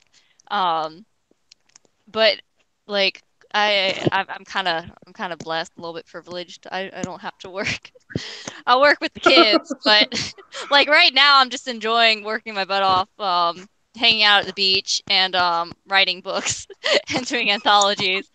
But I got so pissed the other day though. Like I happened upon a random live stream about these ladies talking, and um just it just rubbed me the wrong way, because they were saying, okay, I guess this sort of relates, where they were saying it started out with the one lady saying, well, my ex-husband worked all the time, which already got me like, anyway, so focusing, basically what she was saying was, she was like, well, why does society always like, she was conflating like men need to be the providers with workaholics or men overworking. She was conflating those things and being like, oh, society like should, you know, tell the father, like the fathers should be parents too. And it's like, you know what? It's only been in recent history, you know, in the past like 100 years, maybe more like 80 or 50 years, that men have kind of had like the privilege to not have to do as much like physical long labor as in the past. So it's sort of a new thing.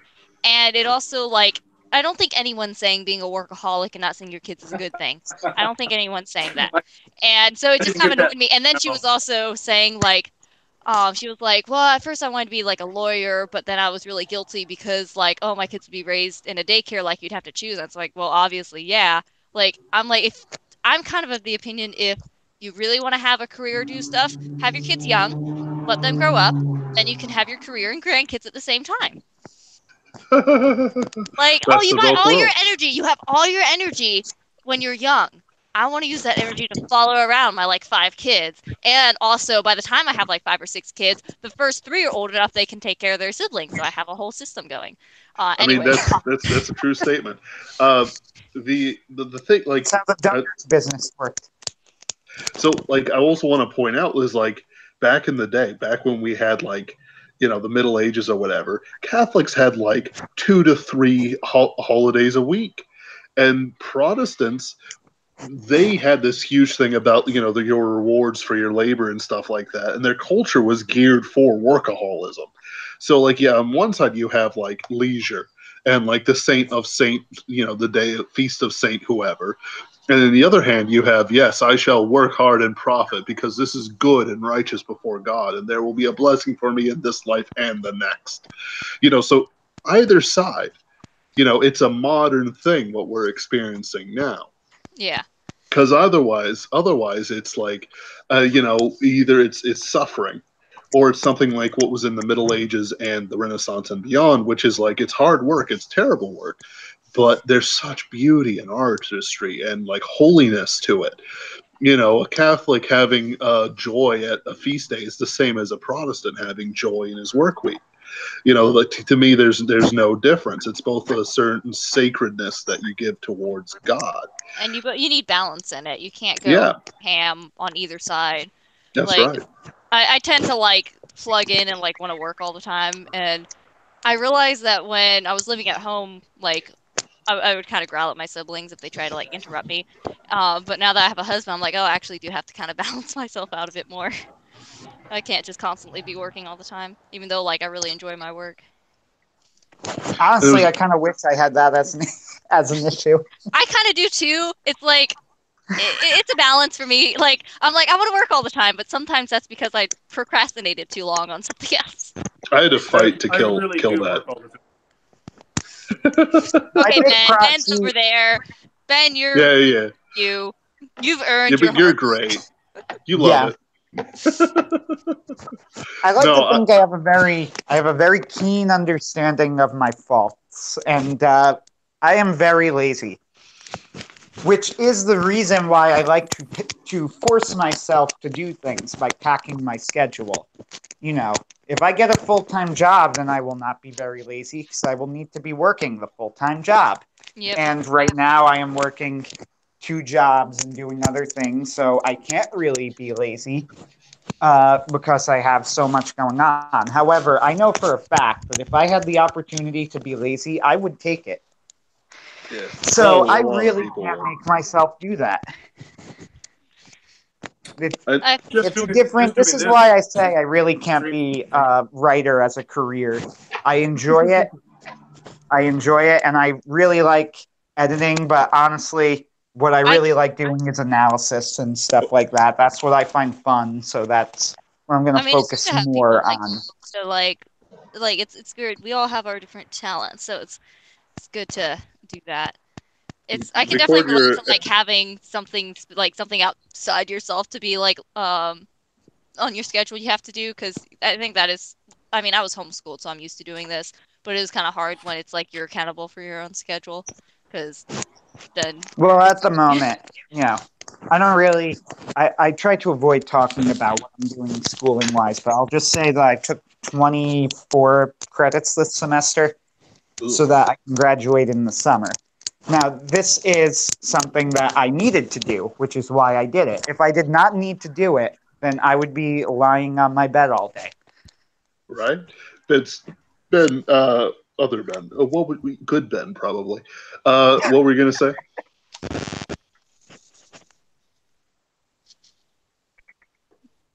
Did the Nightmen get him? Probably. Rest in peace. Resurrection Men. There it is. Resurrection Men. I've been looking for that word, that phrase for weeks.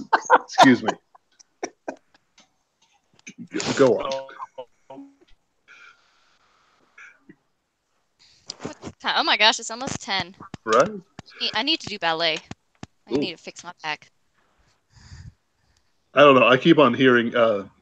What? This.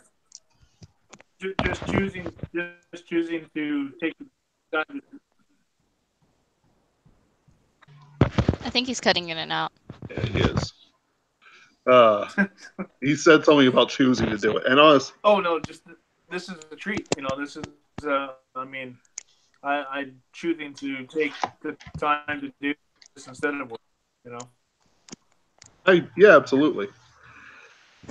And it's one of those. I keep on hearing him cut in and out. What? Yeah, it's broken up on my end too. Probably an internet issue in your area then. Oh no. Oh, before we go, can I talk about, because this is what I intended to talk about, and we got completely off topic, and I've wanted to rant about this because I've been doing it on the Discord. Shield Hero, what's the deal with that? All right. What? Kill All right, me. so hold on. Ugh. I can explain it to you.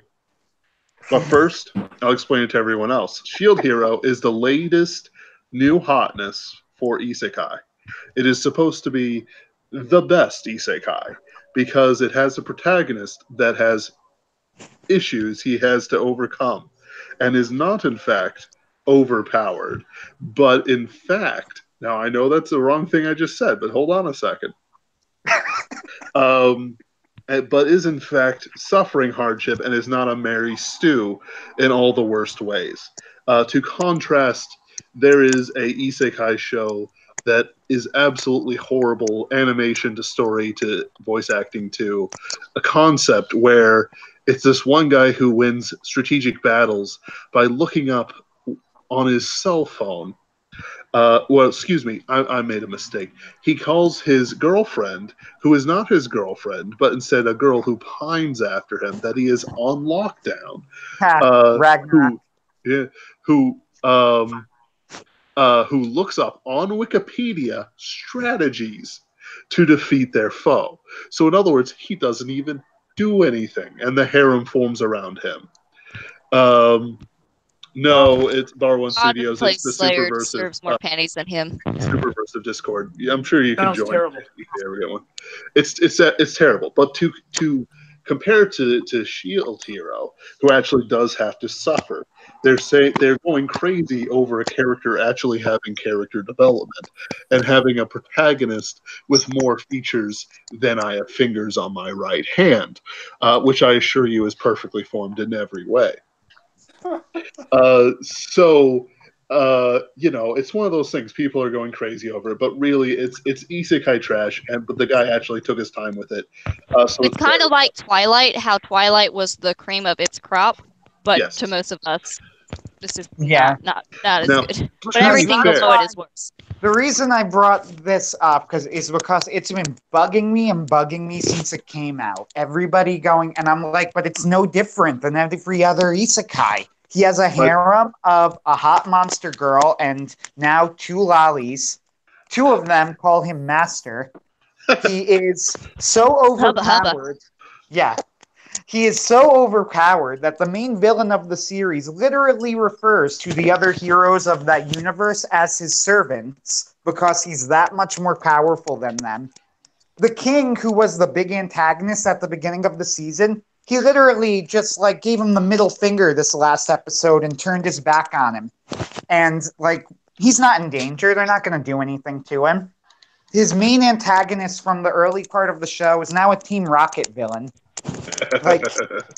Wow. And he just keeps getting power up after power up after power up. And I'm like, I don't understand. Why do people act as if this is different than friggin' Sword Art Online? Because they took their time. Show. They took it's their the time. Same show. It doesn't matter. They took their time. It got there. It took 12 episodes to get there, and I assure you, in the first novel, they barely get past the first. That one episode where he realizes that Token Monster Girl is the Raccoon Maiden, whatever her name is. Yeah, Reptalia. Yeah, because Reptalia. I'm still watching it. It's on the bare edge of the watchability scale for me. I turn it on because it's there. Yeah. And I'm entertained occasionally. It has a moment I enjoy. It's on the very bare edge, so I do know it. So Raphtalia. Right. So, but the first book is just until Raphtalia he realizes Raphtalia grows up. That's the first book. The anime covers 2 books. I'm sorry, 2 episodes per book. So in other words, you get invested and just reading the light novels, so that by the time you realize it's garbage. Now, of course, any writer worth their salt who understands the craft and isn't just like a rando will read it and know immediately what the flaws are with the characters and the events and all that jazz. But even I found the first book to be a passable read, concept to keel to crow's nests. But it's merely passable. It is the Burger King of burgers, merely passable. Charbroiled, baby. Can we talk about? It's better than the slime show. That time I got reincarnated as a slime. God, that was terrible. Can we talk all about? All my friends love that show. It's terrible. Does anybody else appreciate the ridiculous harem that has happened in Goblin Slayer? I love Goblin Slayer a lot. It's like all the pennies drop. Every single one of them is ridiculous and hilarious. Even the Sword Maiden, no one can handle it because it's okay, here, I'll break it down. He's mysterious, he's oblivious, and he's badass. Those are everything. And it's just no girl can stand at all. Now, to be fair, he's autism, the character. Oh yeah. What was that? He's weaponized autism, but autism. So no, I actually dig that over so many of the other ones because it's Sword Maiden. She likes him explicitly because he kills her one fear and he does it as his calling. All the other girls either interact with him all the time or they have a connection to him. To me, that's super more realistic, even though they're all ridiculously hot. Than dude falls into another world right into the lap of a harem. Yeah, that's true. Yeah, they all. Oh, let's see. Yeah, it makes sense. I forget what I forget what episode we're at. It helps that the Goblin Slayer himself really doesn't seem like he even notices that. Exactly, and that's why the girls fall. Pimpin's not easy. I really actually didn't like Goblin Slayer very much. I didn't think it was terrible by any stretch, but I was getting pretty bored. I just wish I hadn't gone back and watched the first episode. Everything else I like. The first episode was too intense for me. It is girls, I'm gonna have to duck out. I thought the first episode was over. Sir. Thank you for joining us. No problem. Thank you for joining. Wait, who's here? I gotta get on this. Oh, no, he's leaving. Right. He's got things to get. 3,000 words to write tonight. Ooh, beautiful. More than I will. I got editing though. I did some editing. I did laundry. Yeah, you did. Proud of myself for that. I've been pacing. God bless. Well, no. I didn't do absolutely nothing. I put together a bibliography for a paper that I'm doing, but since then I've been pacing. But yeah, Goblin Slayer I didn't love. I didn't think it was terrible. I eventually dropped it just out of boredom. I thought that the talk about the first episode was exaggerated. When I saw the scene. What exactly was the talk about the first episode? They were doing the usual hoorah. There was a rape scene. Guys, there was a rape scene, and it's sexist. That was the talk. I don't see how it's sexist. I think there was a legitimate. Okay, listen. Of course. There's a legit. I think there was some talk about it being at first the rating was too low. Am I correct on that? I could believe that. I don't even remember because that for me, part, I was not expecting it, but for me, it was too intense. It was a bit much, and it was there was the rape scene, and it affected me a lot more than I was expecting. It was kind of brutal. So I think there is some claim to that episode being kind of intense. I wouldn't see how it's sexist, but I could see people being a I little think bit. that's fine. Well, they cried. I don't think that all criticism of it is invalid by any means, but when I had been so hyped for them going like this really graphic rape scene, and I saw it, and I'm like, Wait, why were you hyped for a graphic rape scene? In this modern era, you know how hard it is to get anything going these days. What? It's terrible. We're in a sorry state of affairs. I'm very confused, and I don't want to be unconfused. Don't worry about it. I'm just making the joke that we're all jaded. Jaded. Oh. Now I get you. Yeah. I get you. No, okay, that's what I thought you were doing, but I wasn't sure. Yeah. Well, you know what, though? I'm not sure if that's exactly true, because I watched The Promised Neverland, and in the first, I'm not even going to bother. Yeah, it's a spoiler, but it's in the first episode. You'll figure it out. Yeah. Anyway, at the end of the first episode of The Promised Neverland, I think they attempt to do something similar, like a tone-establishing scene, that really dark, shocking scene. And what they do is they show the body of the little girl who was just sacrificed to the demons, and you see her, and she's very dead. Her eyes are wide open and cold and lifeless, and she is obviously, like, this is the corpse of a little girl, and they linger on it.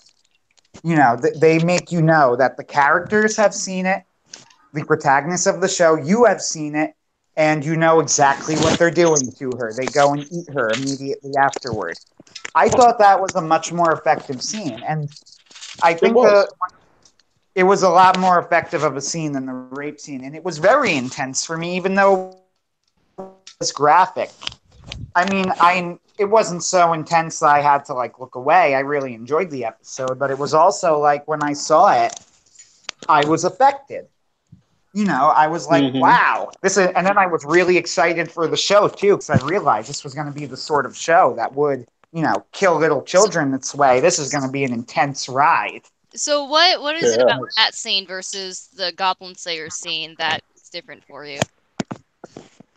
I think that the difference in that scene was that the Goblin Slayer scene, the big criticism was that it was gratuitous, and I think that that's kind of true. It was cartoonish.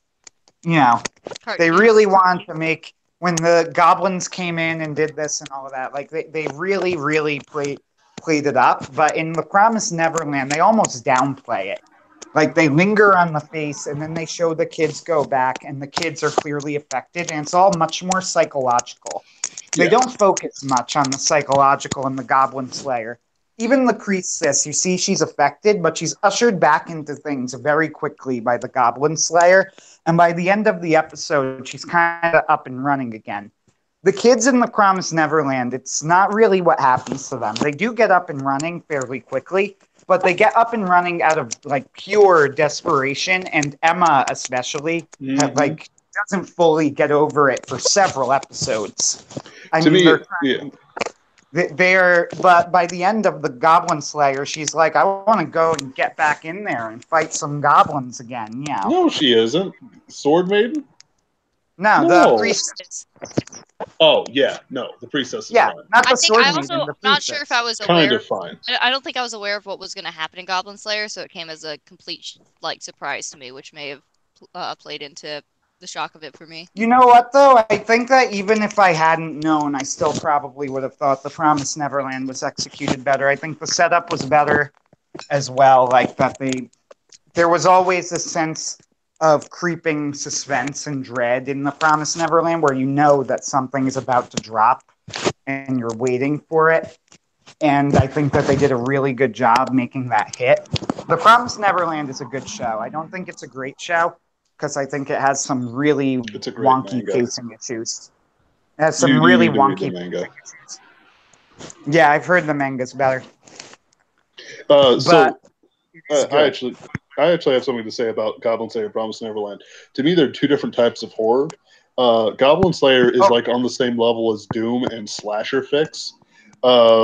Recently, I watched a movie called Mandy, and it's got Nicolas Cage in it, and he's playing himself to a nines in a horror movie that is like, there isn't even a death in the first hour.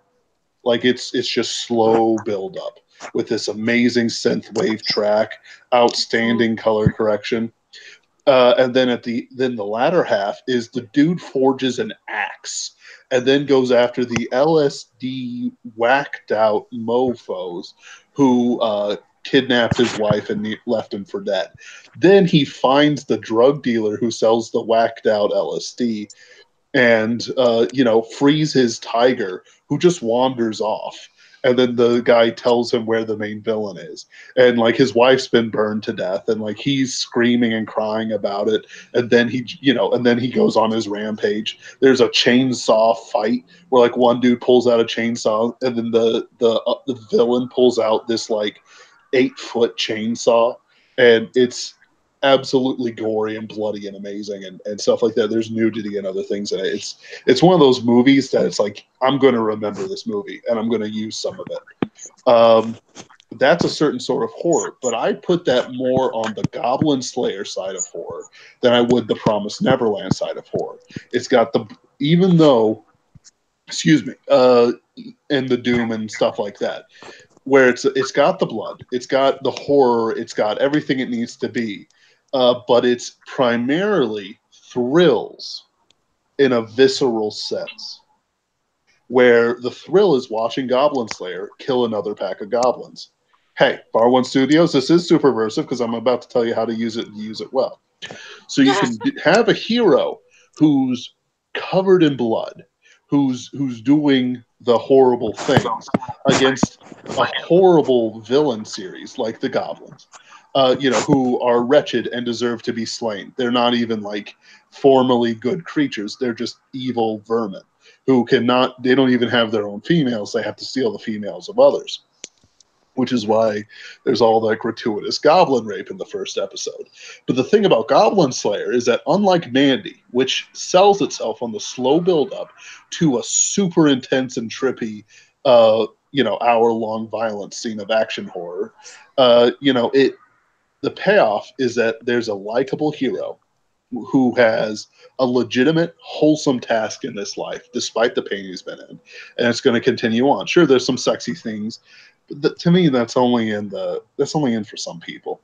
Like that's not what gets me, coming back to Goblin Slayer. What comes me back is the characters and the and just the cleverness of the setup. And Promised Neverland is on the opposite end of psychological thriller. There are some scenes that will be very bloody. I don't think, the anime didn't get to like Gold Farms, Goldie Pond. Excuse me. The anime ended at the escape from the original farm, which is why you have pacing issues. That's like 30 chapters of the manga.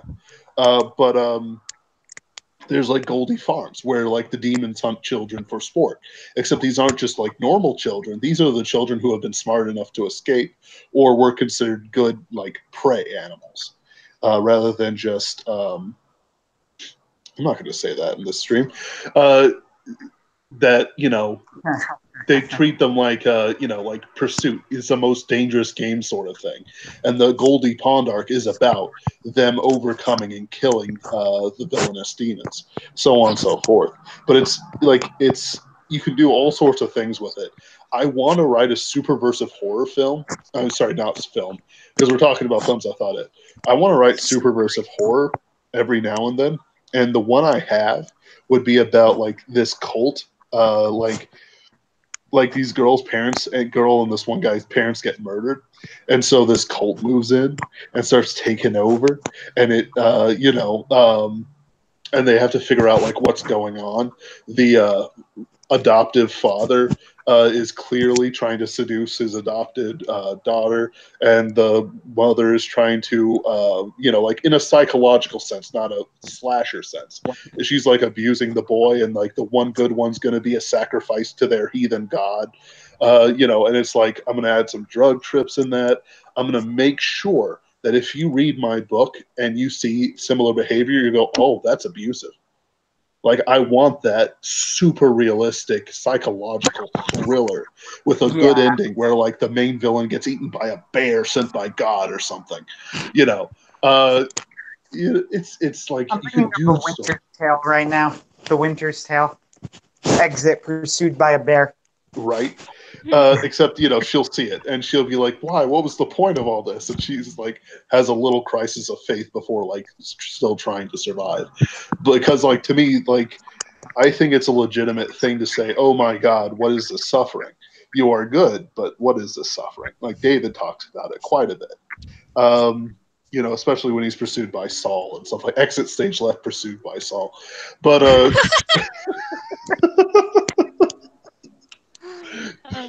But to me, it's like it's the whole package. And eventually, of course, there's a good prince who's out hunting with his sister and his priest and his friends, and they come across this girl and they discover all the evil and they pursue and wipe out the cult. There's a good ending to it, but still, there's that psychological edge that a lot of like horror is missing. Because honestly, Promised Neverland and Goblin Slayer are pretty close to what I call psychological superversive horror. Promised Neverland is almost assuredly.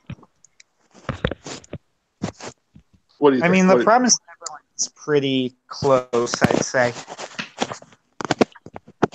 I think Goblin Slayer counts too, even though the guy's very, very. I don't not really consider Goblin Slayer horror, though. That's the only thing. I never thought of it as a horror show. I just thought the first episode was really intense, and then it was a fantasy. Yeah. See, I don't know. I still think it has those elements of horror. Did they do the thing about the Goblin General, where he gets squished in between the two I dropped it like walls? 4 episodes in, and I did not drop it for any principled reason. I dropped it because I got bored. That's literally it. That's all I could give you as to why I dropped it. I got bored. I wasn't that into it. But as far as what they do later on, I can't tell you. I did think that the scene where he kills the Goblin General by opening a portal to the bottom of the ocean was cool. Oh yeah, and then I thought that was a cool scene. Oh yeah. Have you gotten to the one where he rips out a goblin's eye?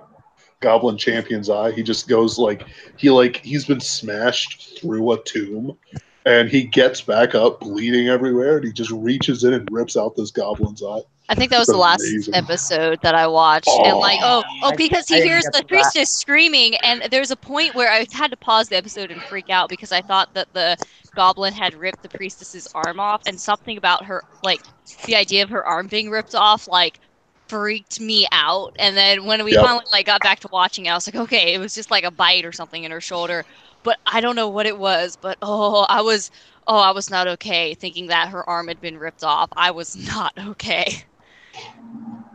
So in Jasper Silver, I have a character who's named Innocence, and she's like the mad scientist's crazy assistant. Have you read it? Naming someone Innocence is basic. That's a basic move, man. She's like 100 years old. She's crazy. I named her mad scientist companion Barbados Zam. Like, there's nothing off the table. But she gets beheaded. She's a robot, though. She's mostly cyborg. So she's basically just a brain, and she was designed to stick like that. So, I don't know. I don't know how that ranks for you. But, I think that's a bit different. That's kind of like with Alita. There's a lot of arm ripping and stuff like that in Alita. Since it's mostly cyborg, it's not quite as bad. I see how it is. So it's like I got to find that right thing. Oh, that story I told you? The girl loses her hands in a cult ritual and gets replaced by silver hands because it is a riff on the myth of this girl with the silver hands. How about that? Is that horror enough for you? At the risk of causing another tangent to go off, I do not know that myth. Really? Same out. Huh. So it's pretty okay. It's my favorite one, so we have time for this. So there was a miller who was experiencing a lot of troubles. And so one day a man in black shows up and says, hey, look, I see you're having some problems. Let me help you in exchange for what is behind your mill right now. So the guy goes, wait a minute, what's behind there? Oh, a tree. Yeah, that tree I planted when my daughter was born. Yeah, sure, I'll sell you, yeah, sure, no problem. So he shakes his hand, and almost immediately he finds a giant pile of gold and jewels at the base of the rose garden he was digging out.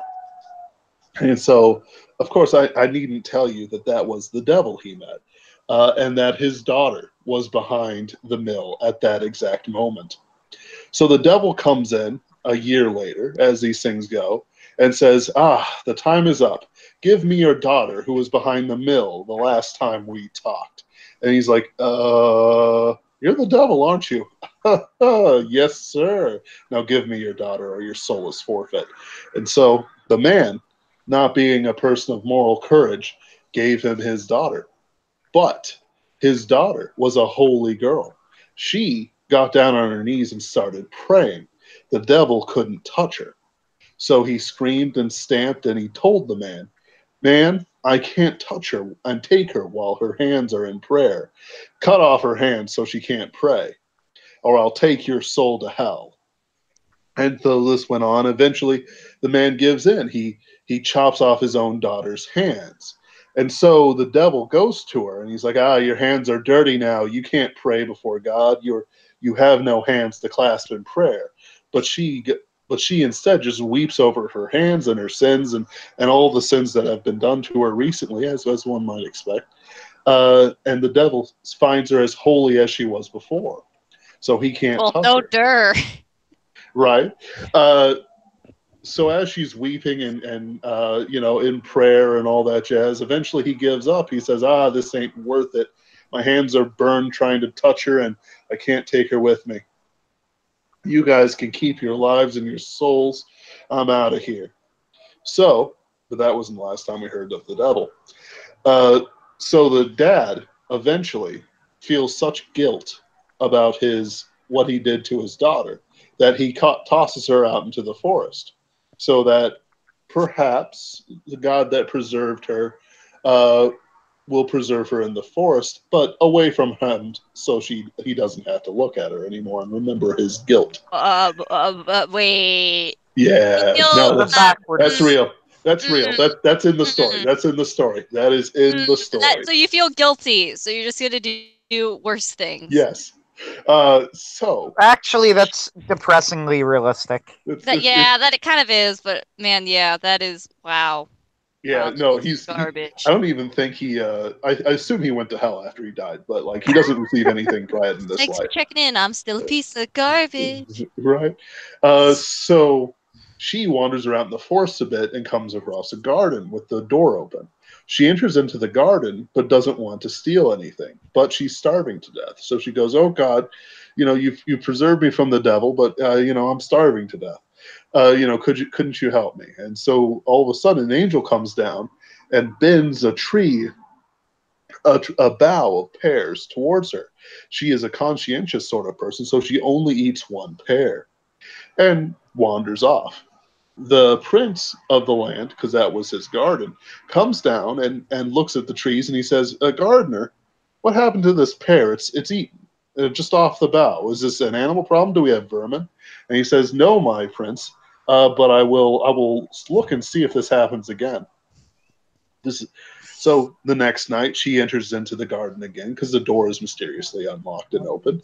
And remember, she has no hands or anything like that, so she can't open it. She comes to the pear again and she's like, "Oh God, please, would you bend the bough again so I can eat again for today?" And so the gardener watches and the bough mysteriously dips down low enough so that she can eat it without using her hands. She eats the pear, leaving the core on the tree, and But is she wanders still off. used for nubs? Yeah, basically.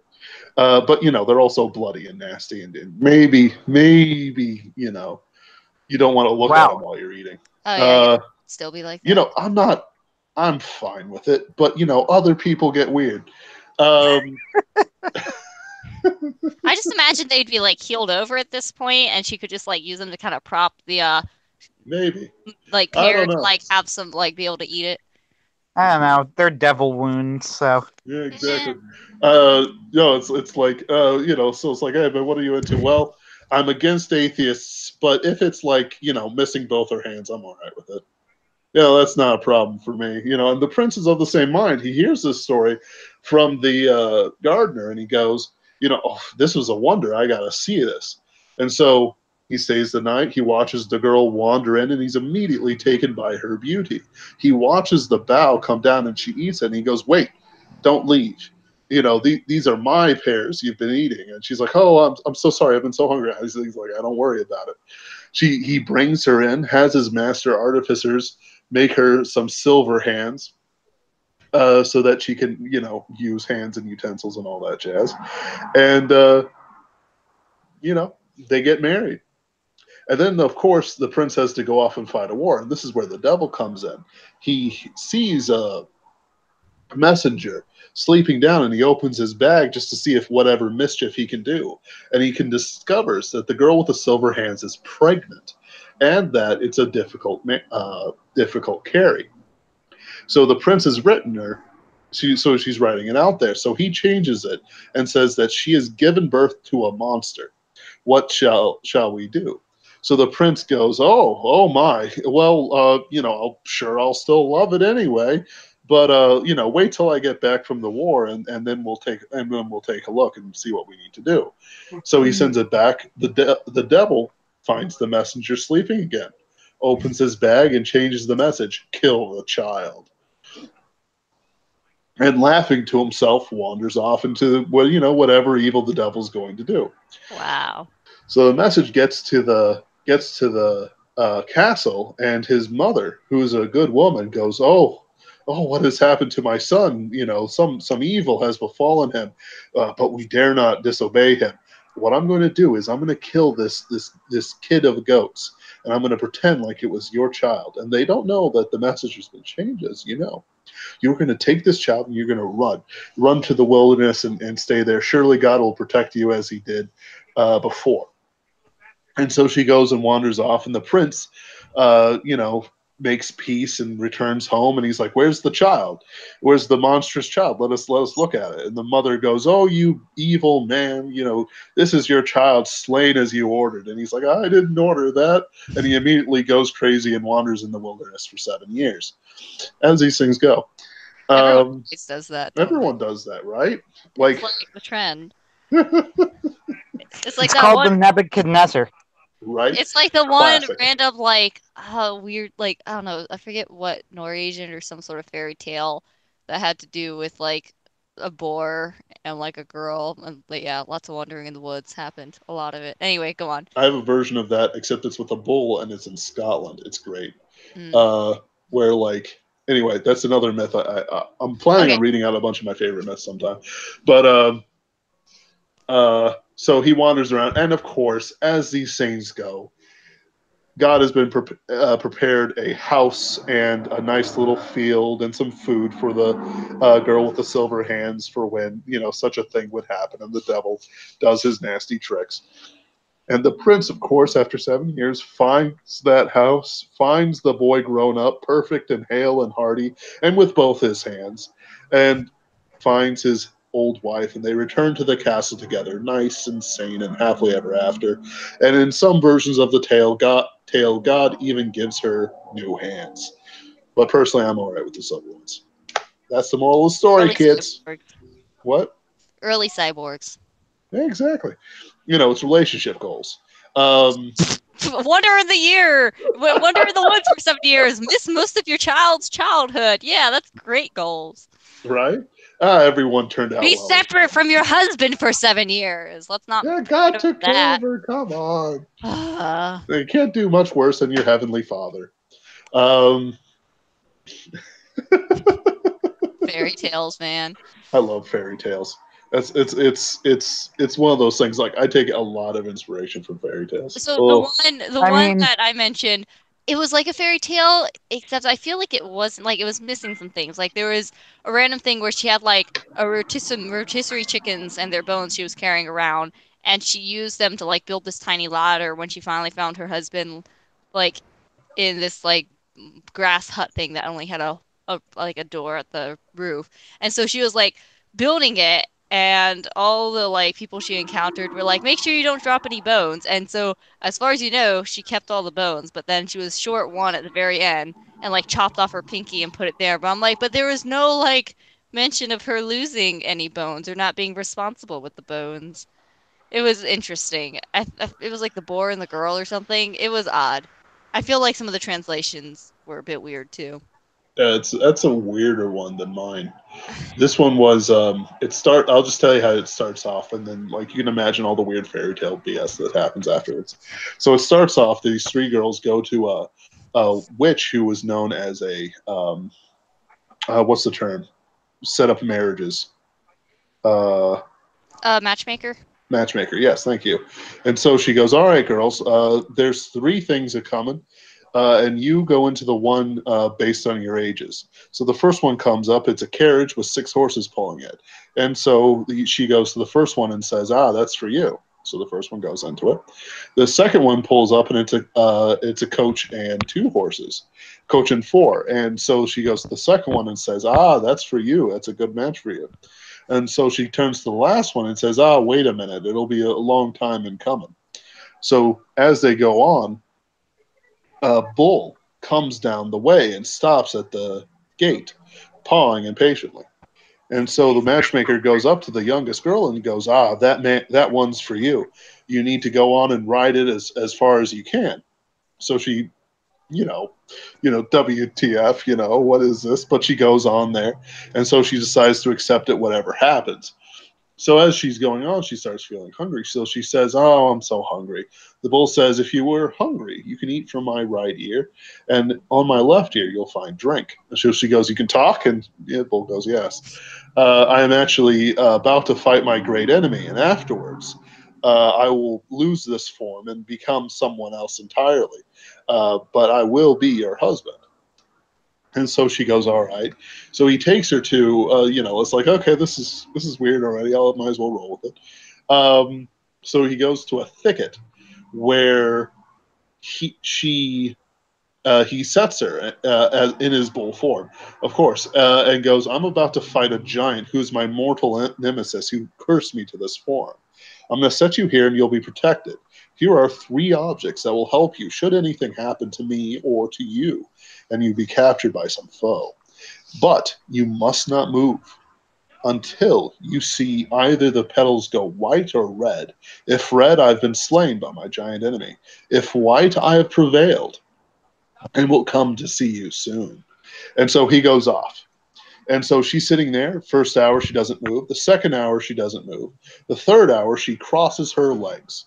Then in the fourth hour, she sees the petals go to white, which means her love, I guess, won. But he never comes from her, and she must go off on adventures to find him. Nice. Yeah. I am looking for. There was a Brothers Grimm tale. I know. I'm pretty sure Ben's heard of him. Dalrock. Nope. You don't know. He's one of the. He's like a marriage and family blogger called Dalrock. Oh, Dalrock. Yeah. I thought you meant a myth. Excuse me. No. He has a whole section on there on Brothers Grimm, and I cannot find the one that I was thinking of, but it was. So I can't remember the name of it. However, the fairy tale was a Brothers Grimm tale, and I love it because of how ludicrously politically incorrect it is. And the story was like a woman was, I think that she was betrothed to the king, and she was going to be married to the king, but she's so terrible, basically, and so spoiled that they throw her out. And then she ends up getting married. She finds a woodcutter or whatever, something like that. Once again, I'm fuzzy on the details, and unfortunately, I can't find it. I know I read it on Dalrock, but anyway, she goes into the forest after she gets thrown out, and she ends up being forced to go and live with this woodcutter and marry the woodcutter. And the woodcutter is gross, which she acknowledges. He's gross and terrible, but she realizes... He says, look, I'm not going to support you unless you clean the house. and she starts doing it, and then she starts trying to, she does the guy's clothes, and she starts treating him better. And then one day, Oh, the housewife energy hit her. well, she was kind of forced into it. And I then know, one but then she day, found the beauty of it. well, the story ends with one day she is asked to go back to, she is called by the woodcutter, needs to go to the king's castle for some reason, the one who was originally going to marry her. And she is made to go on his behalf, even though it's going to be extremely embarrassing for her. And she really doesn't want to do it, but he tells her to, and she obeys. So when she gets there, she learns, of course, you could probably guess how the story is going to end, that the woodcutter is actually the prince, and he was really just waiting for her not to be such a spoiled brat.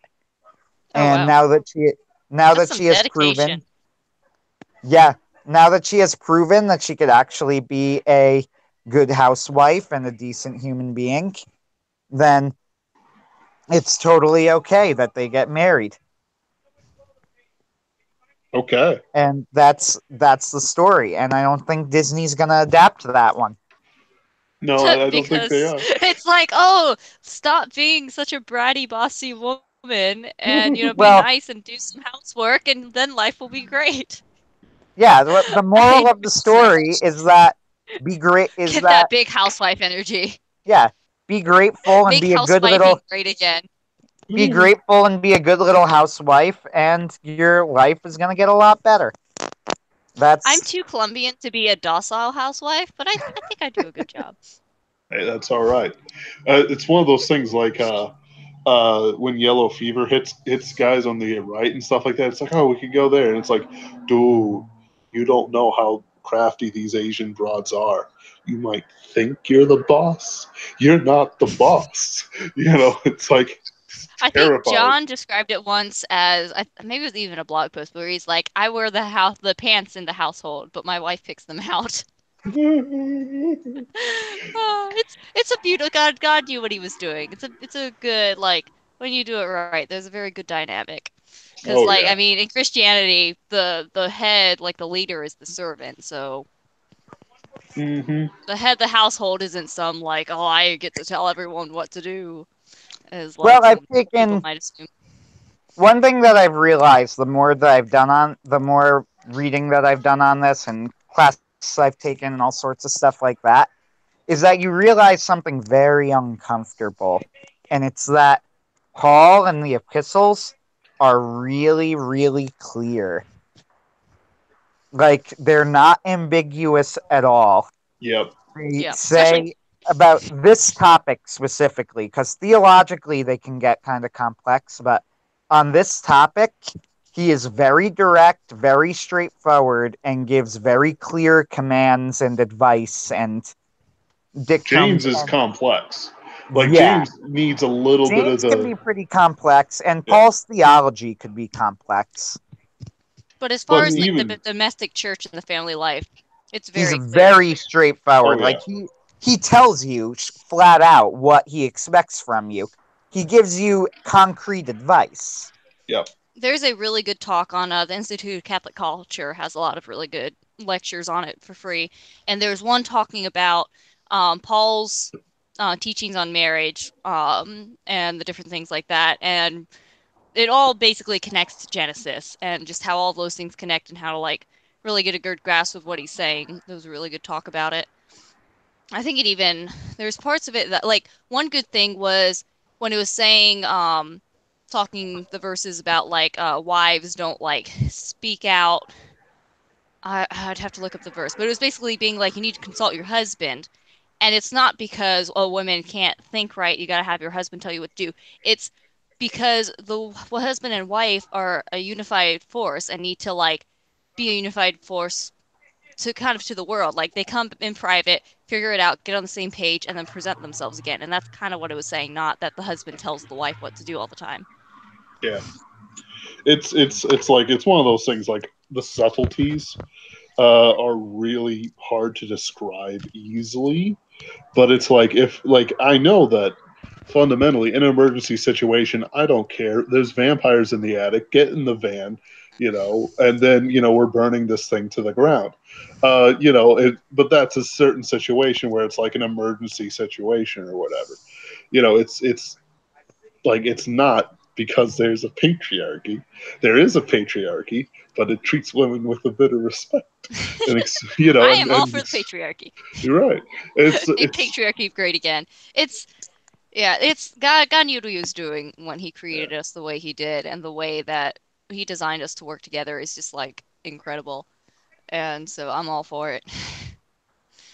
It's really interesting watching the modern discourse play out around this, because one thing that you realize is that the vast majority of the modern literature isn't so much about trying to figure out how to interpret it properly, so much as trying to explain away what you consider embarrassing about it. Yeah. Like, people feel really embarrassed about the epistles particularly, and the teachings on marriage, that they feel like it goes against what they've been told or at least especially us younger ones, what we feel like we've told all our lives, and we're like, oh, I don't know if this really fits in. And you see this embarrassment where I don't think, at least that a lot of these people, some of these people really are just purely wolves in sheep's clothing, and we shouldn't trust them. But I think there are well-meaning people who see it, and they don't actually want to reject it outright, but they have this sense where they read it and they go, but that can't, I got to be reading something wrong here, right? Well, they've been told that that's not the case, and so when they read it very directly, like it is in the Bible, it kind of isn't this disrespectful, or isn't this wrong, or yeah, exactly. That's like they're looking at from the lens of what, like, kind of the lens of our time now, instead of kind of more of the base of what it's saying. And like I said, there's talking about the husbands, be obedient to your wives, be obedient to your husband. You see that, but then you also see husbands, love your wife as your own body. Like there's a very unique and awesome or get like the different ways we're made meshes very well together in our strengths and what we get. Like we give ourselves to each other in different ways. And there's duties and responsibilities for each side of it. My wife will not be held accountable if my children do not understand or fall away from the scripture. It will be me. Obviously, unless assuming she's not malicious in any way or anything like that. But it's like, it'll be my responsibility to teach the scripture. It'll be my responsibility to make sure things are going great, monetarily wise, and all that jazz. I'm good with the men being the head. I don't want to have that. Like you guys, being the head isn't like a power grab. It is a responsibility, and that's what I think a lot of people don't understand. It's actually one of those things. I'm not really concerned about me like being married or having a girlfriend or anything like that, because it's been 3 years since my last date, maybe. I don't know. It's getting that way. My husband was like that until he met me. Yeah, I went out with you a never girl know. For several months Maybe your wife's just not legal yet. Ooh. But don't say it like that on a public channel again, please. Wow. Wow. Hey, come on. No. I dig it. It's one of those things. I'm perfectly fine with it because I know that fundamentally I'm not ready for anything. I don't have a savings account. I don't even have. I clean. I'm going to. I haven't even started yet. Clean toilets at a gym. Like it's for $12 an hour. Like I'm still in the house I grew up in. Like it's like I got so much to do, and I don't mean it in the sense of I got to have X money or anything like that, but it's like in the sense of like I'm not really prepared for it. You're not in a rush, right? And I'm willing to find somebody who knows where you're at, and you know where they're at, and you're willing to work together. Then that's one thing, but it's also something where you go, I'm not going to be like, oh my God, I'm so, women must hate me, when you know perfectly well what's going on here. Right. It's not women must hate you. Dude, you haven't left the house in 48 hours. Like, it's, And Stop. it's even like it's not even necessarily a bad thing. You know exactly what you need to do, and if you'll get there one day or you And won't. thankfully, men don't have a time limit on their fertility, so you're pretty good. Yeah. But I'm not. That's like our one advantage. The one thing. Hey, and we It's like spoil you have don't have to longer. worry. Like you could get set up later in life and then have a younger wife and still We have got like time. lots of time for kids. Yeah, and We to have me that's time. That's our one thing. That's yeah, and it's it's the like great equalizer. It Yeah. is true. I don't. Yeah, the planet wouldn't get populated because guys are fertile all the time and girls are only fertile part of the time, and like we wouldn't get any like population going if like we were both all bouncing around all over the place. yeah, it's one of those things. It's like listening to Paul talk about some of the stuff that he talks about. It's like, okay, yeah, I dig it. I understand. I understand what my place is and what I'm doing and what I need to do. It's like I take solace in the fact that I know that there's a journey ahead of me, and there's an end goal for it. Whatever it is, it's God's will. But it's a thing I can relax into, because I have stress, I have these things, and it's like, nope. Kick up the feet. I'm gonna play a little Tomb Raider. Then I'm gonna write a few thousand words. Then I'm gonna, do this. Then I'm gonna scrub some toilets. And then, for 7 hours, those toilets are gonna be clean. And then, I'm gonna go back to doing whatever I was doing, helping my family because I do a lot of things for my family. And it's like I cooked, I cooked most of the dinner. Lunch today, and I'm going to do it like tomorrow, and I'm going to do it Tuesday or Wednesday or something. I don't know. I'll work it out then. But point is that like the things I'm doing are not are not ungodly. Therefore, the station of life I'm in must be at least acceptable towards God because I'm not feeling distress at it. Or I've become so dull that I can't feel distress. But spiritual distress, I mean. But I don't think that's the case. So It's a good mindset to have. to me, it's very odd.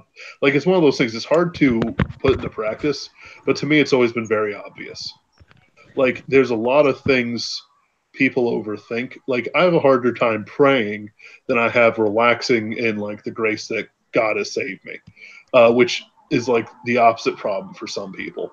But Yeah. that doesn't mean I don't get on my knees, every morning, and I don't really get on my knees at night because, I just kind of want to sleep. But, I have devotions morning and night. Like it's one of those things like that's easy to me, but people describe it as being hard, and that's acceptable. It's like I would have no problem eating meat sacrificed to idols, but other people might have a problem with that, even though I know it's meat and those gods have no power.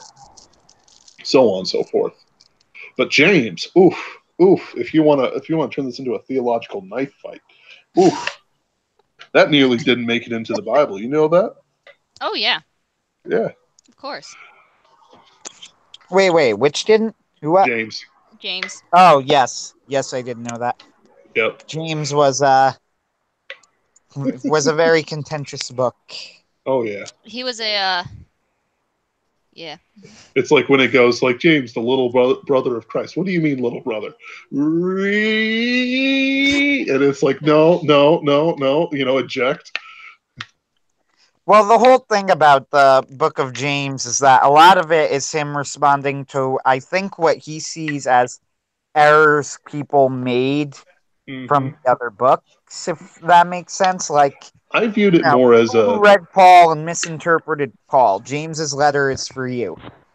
I think it's more of Or who overcorrected to Paul. Like, if somebody read Paul and read, like, his whole faith without works is dead thing, I think it's for the sort of person who gave the exact sort of misreading of Paul that Catholics will often accuse people of doing. And James was designed exactly for that type of person who would do that. Now, here's something else. I view if that it. Makes sense. Yes, it does. Sense. But to me, it's a response to Peter. In what sense? So Peter's problem, and he and Paul fought over it for quite a bit. And James is like the answer to both of them, by the way. I'm not saying you're wrong. I'm saying that like Peter's the primary, not Paul. But this is like potato. Who cares? We're both right. But is saying so. Peter's problem was that he listened to the Jews, and he was heavily influenced by Judeo-religious. I mean, he did study factions. that for a long time. Yeah, right. That's his culture and stuff like that, of course. But Paul was a prince of the Jews, so it's like he has more of a claim to it than Peter. But that's whatever. I don't know why I said that. It's stupid. I shouldn't have said that. But anyway, We all say things like that. It's okay. yeah. Anyway, so Peter basically would side with the Jews when it came to things like circumcision, sacrifices. Ben Shapiro did it again. That's right. Ben Shapiro's to blame for this. What? Wait, nothing. when Don't worry about it. I've got the. You need I've to got stop the saying chat things logs like on that. it. You're confused. Oh, in the chat. You're Somebody confusing says me. Ben Shapiro did it again, and I'm like, yeah, that's right, he did. So he was basically confusing new Gentile Christians who maybe didn't want to cut off the tip of their penis. Throwing it out there, but you don't notice it when it's from birth. But when you're an adult, so there's this big argument. It was leading some people away from the faith or into weird sectarian issues that were, of course, much weirder than the ones we have today, or at least were at certain points in our history. And Wow.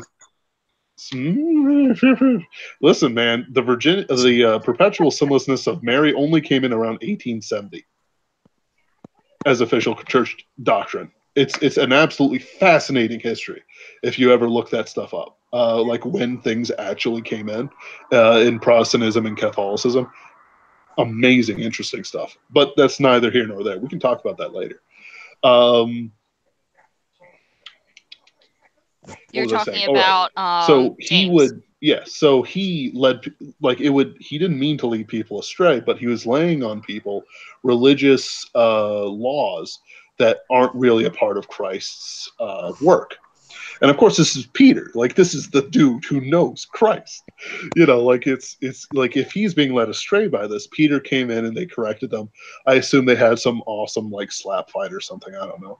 But James sort of comes in and he corrects them both, and he gets the subtleties right. What is the in between? When Catholics and Protestants have the opposite reading of the same verse, that faith without works is dead. Or I would say, I'm going to interject here and say, I do not think this is true anymore. I think we basically have the same understanding, and I've read it before, the Lutheran Catholic joint statement. I don't think that anybody here would disagree with any of that. However, with that said, yes, I would say that at one time, this was the crux of issues. Right. So it's like the philosophy that the Protestants have is that it's saying that faith exists and will have good deeds so you can know faith. Catholics kind of say the same thing, except it's more of an emphasis on works, which the Protestants reject.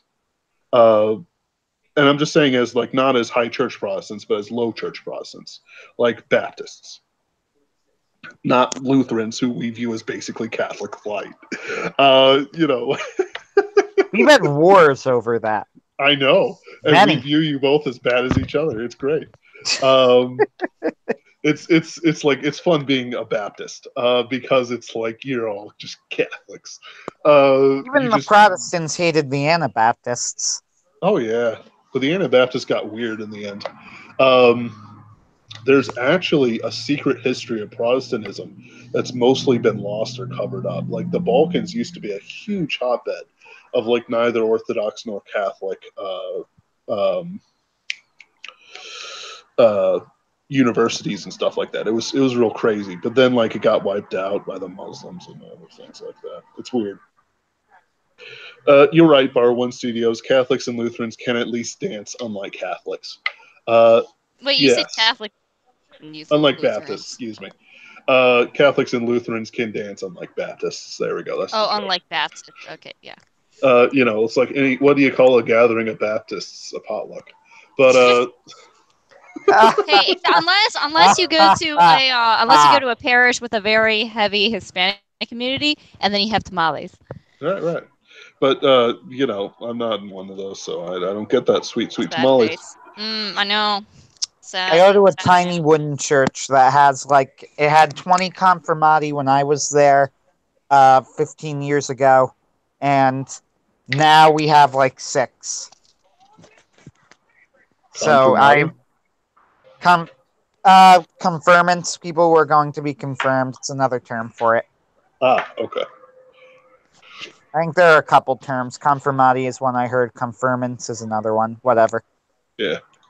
Either way, I view the Book of James as pretty dang important when it comes to these sort of things, because it does sort of help clear up, even though we do fight over it, some of the things that show up when it comes to works and faith and all that jazz. I do think that there's something in the idea that because his faith and works section so directly contrasts with the famous section in Romans about faithful, the faith alone section in Romans. I do think that there is something to the idea that he was definitely intentionally trying to make a specific point there. Yes. Like that Paul said this, and James is going, just so you know, if you took it to mean this, then you were wrong. It is supposed to mean something very specific. And I think that's he was almost responding to the sorts of people who understood the verse in Romans the way that it was often strawmanned to be. Yeah. And you can strawman anything. He was responding to people who believe what the modern strawman. Like people who thought if they could say, hey, I have faith, so I'm good. That's the sort of people where James is going, that's not how it works. Yep. I can agree with that statement. It's like you can apply it to a whole bunch of I can live however I want. I just have faith, or I've got all these works, therefore I have faith. You can apply it against all these different heresies until you just smash them into the ground or they run off crying. Which is the greatest pleasure in life is to see an atheist waddle off when they realize you're not an easy target. James is a very important letter in the Bible, definitely. Oh yeah, but it's one of those things you don't get it. It's a meat chat. It's a meat book, if you get me. Yeah. Yes. And it's okay. That's something else. Excuse me. Sorry, someone sent me thing. But sometime I'm gonna have to deep dive into a whole bunch of stuff. One of the things I want to buy is a Summa Theologica. Yeah. Yeah, and it's not because I am interested in the Catholic faith. I have very explicit reasons why I'm not Catholic, and I know why I can the Summa Theologica, there are two sections of it. There's Catholic apologetics, or I should say, it's really not even that. It was more Christian apologetics at the time, but I think that there is definitely the Summa Theologica, the vast majority of it, until you get into very specific defenses of sacraments and things like that, can just generally be applied to the Christian faith and philosophy in general. I wouldn't call St. Thomas a particularly someone who's only for the Catholics. I think that everybody should read him. And he's got a bad reputation of being only for the Catholics, and I agree with you. Though certain my problem, I think that's an unfair thing to say. He was probably the single foremost thinker outside since Aristotle, not counting Christ, if you want to say that. But outside of Aristotle, it probably goes Aristotle, then Aquinas. I wouldn't know. I have read of and sort of around a lot of theology, but it's it's one of those things. I'm more interested in what he had to say over things and how things change. I'm into epistemology and certain philosophy as to why things happen. When I write books, I am very interested in the why, not the what. I have a very explicit opinion that anything can be a great story, but it's how you do it. Of course, some things really stretch the idea of good, but somebody will enjoy a story about lesbian, transsexual chihuahuas who fight werewolves or something. I don't know. Point is that I bet that book could be written, and I bet that some certain group of people would enjoy that book. Not that I'm saying that would be a good book by our standards. I'm just saying you could do it. You could do that. Nobody's stopping you. Yeah, but it's like I want to know why things happened. Like at a certain point, there started a rolling stone, starting with like William Tyndale and others, where the Catholic Church basically fell apart and split. Like they had problems, but also the people were willing to just dive into something that could risk their very souls. That's not something that as a religious people, as the Middle Ages, would just randomly do. They fought wars over it. They killed each other. They killed brothers and fathers and all that jazz. They threw people out of windows. There's the defenestration of Prague, which is a political thing rather than a religious thing. But the two sides were Catholics and Protestants. They threw out 2 Catholic agents. They were sainted for some reason. It was the stupidest thing, but it's they sainted 2 guys thrown out of a window. There's not even like many miracles associated with them either. It's great.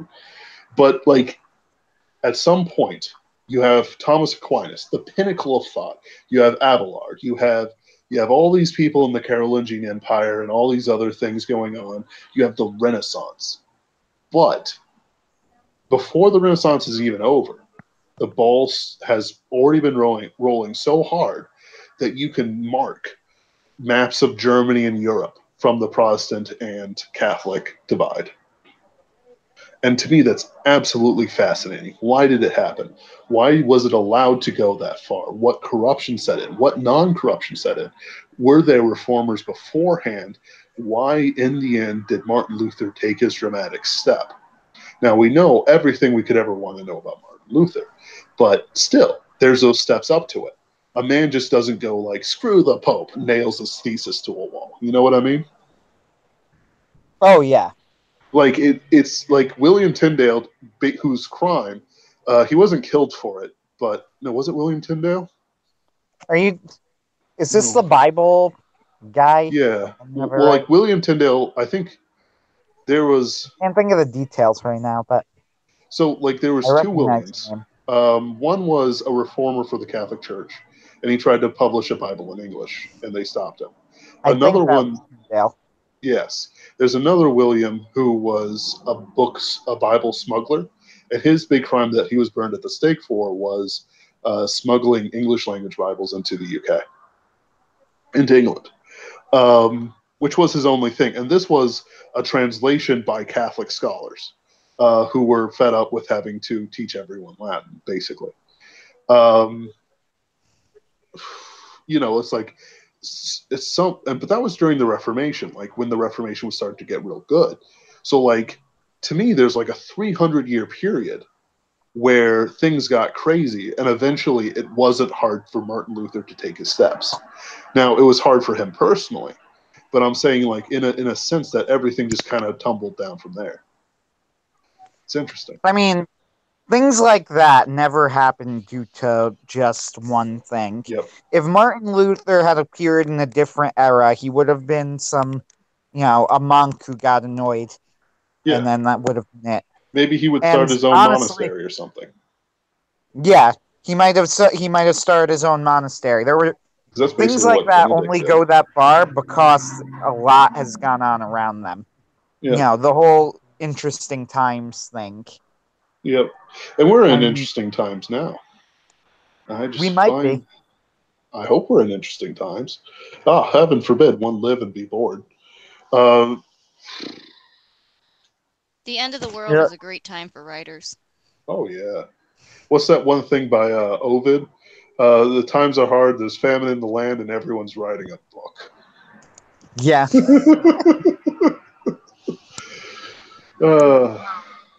I wonder if we should be more, if that should make us blink a little bit more and go, what are we doing with our lives? Right. It's like, it's one of those things, like, the world, he's basically saying the world is burning and everybody's just sitting there writing their books. They should at least be stockpiling ammo. Or it's like when I edit, I usually edit like for 24/7 until I get it done. Stopping only when I physically need to sleep. I print out my book, and so I go sit at like a Steak and Shake or other 24-hour dining. Yeah, man, I'm writing a book too. And I like, you see my head turn 180 degrees. Is that right? How nice for you. Tell me about it. I would love to hear about more about your book than I would love to hear about mine. And it's like, ugh. And it's like some dude on meth, and it's like, There's a lot of people. A lot of people enjoy writing, but it takes a different level to really pursue it. Yeah. Well, that's what I was kind of trying to say. Like, I understand my own personality. I mean, I enjoy writing when I'm into it and I have ideas and I work on them when I feel like I can do them. But I know for a fact that I would Writing's never hard, be able. and it takes a I would lot. never be able to be a writer like a lot of you folks really want to be. It's just not something that's really in my DNA. Everyone's not designed to be a writer. Like, you've got a talent for analyzing stuff. Jason Rainey, our head cat herder, he admits he couldn't write anything, but he likes being able to organize stuff. I hope he deals with us. So. I think I could be a professional writer if I decided I was going to, in the sense like, the people like Brian Niemeyer who decide this is, and hopefully Ben eventually, like, that's going to be their career and that's what they're going to do. And I enjoy writing. I write. It's just not something where I could be like, if I had to write as a career, I couldn't do it. Yeah, and I don't blame you, because it takes a lot, especially like you were saying. It's hard for you to like try and just take an idea and make a story out of it. It's a lot easier when you have something that's like, oh yeah, here it is in my mind. I'll write this. Like, it's hard. I'll admit Right. that. Like, It's really hard, and it's not for everyone. Like, I love that people enjoy writing and they can write, but we all have different levels of what we're called to like write and what our abilities are and how much we want to like work on one area or another. I need to write more. It's one of those things. I know I can do it. I know I should do it. I should have had Cyber Gothic done like 6 months ago. I really need to as well. With all that said, Right. there's stuff that I should get done. Right. That I know I could get done and I should get done, but It'll be weird when I actually get to write again and I'm not constantly like researching and organizing other stories like I have for most of this year. Nerd. What, me? Researching. Oh. I'm researching Kickstarters, okay? Okay. Okay. You know what I and do? email You know what I lists. do? Like, how the heck you build email lists, and like trying to like build up an Instagram and following. Like, I'm at the point where I'm like, okay, I've had all these stories. I need to actually kind of get some sort of base for like, launching stuff. The whole marketing thing is I interesting. need to do that too. Yeah, it's rough. But I'm trying, Honestly, because I need to get a good base for when I launch my secret project, which will be awesome, because Mary May is awesome. And I love her. Yeah, my very first solo work. I'm excited. Ooh. It'll have pretty pictures, so Ooh. like I said, Kickstarter to pay for the pretty pictures, and it'll be good. Trying to like, the main thing is getting a good like base work, and I've been splitting my attention between Impossible Hope and researching getting the Kickstarter ready. So maybe once I've got Impossible Hope done, which should be soon, I can kind of like start really digging in and getting things prepped for the Kickstarter.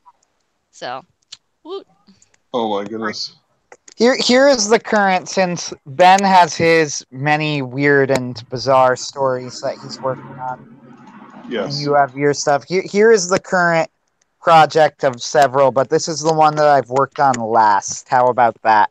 There, by the way, is another problem. I have too many things that I want to do and not enough gumption to sit through one all the way till the end. But that's another story.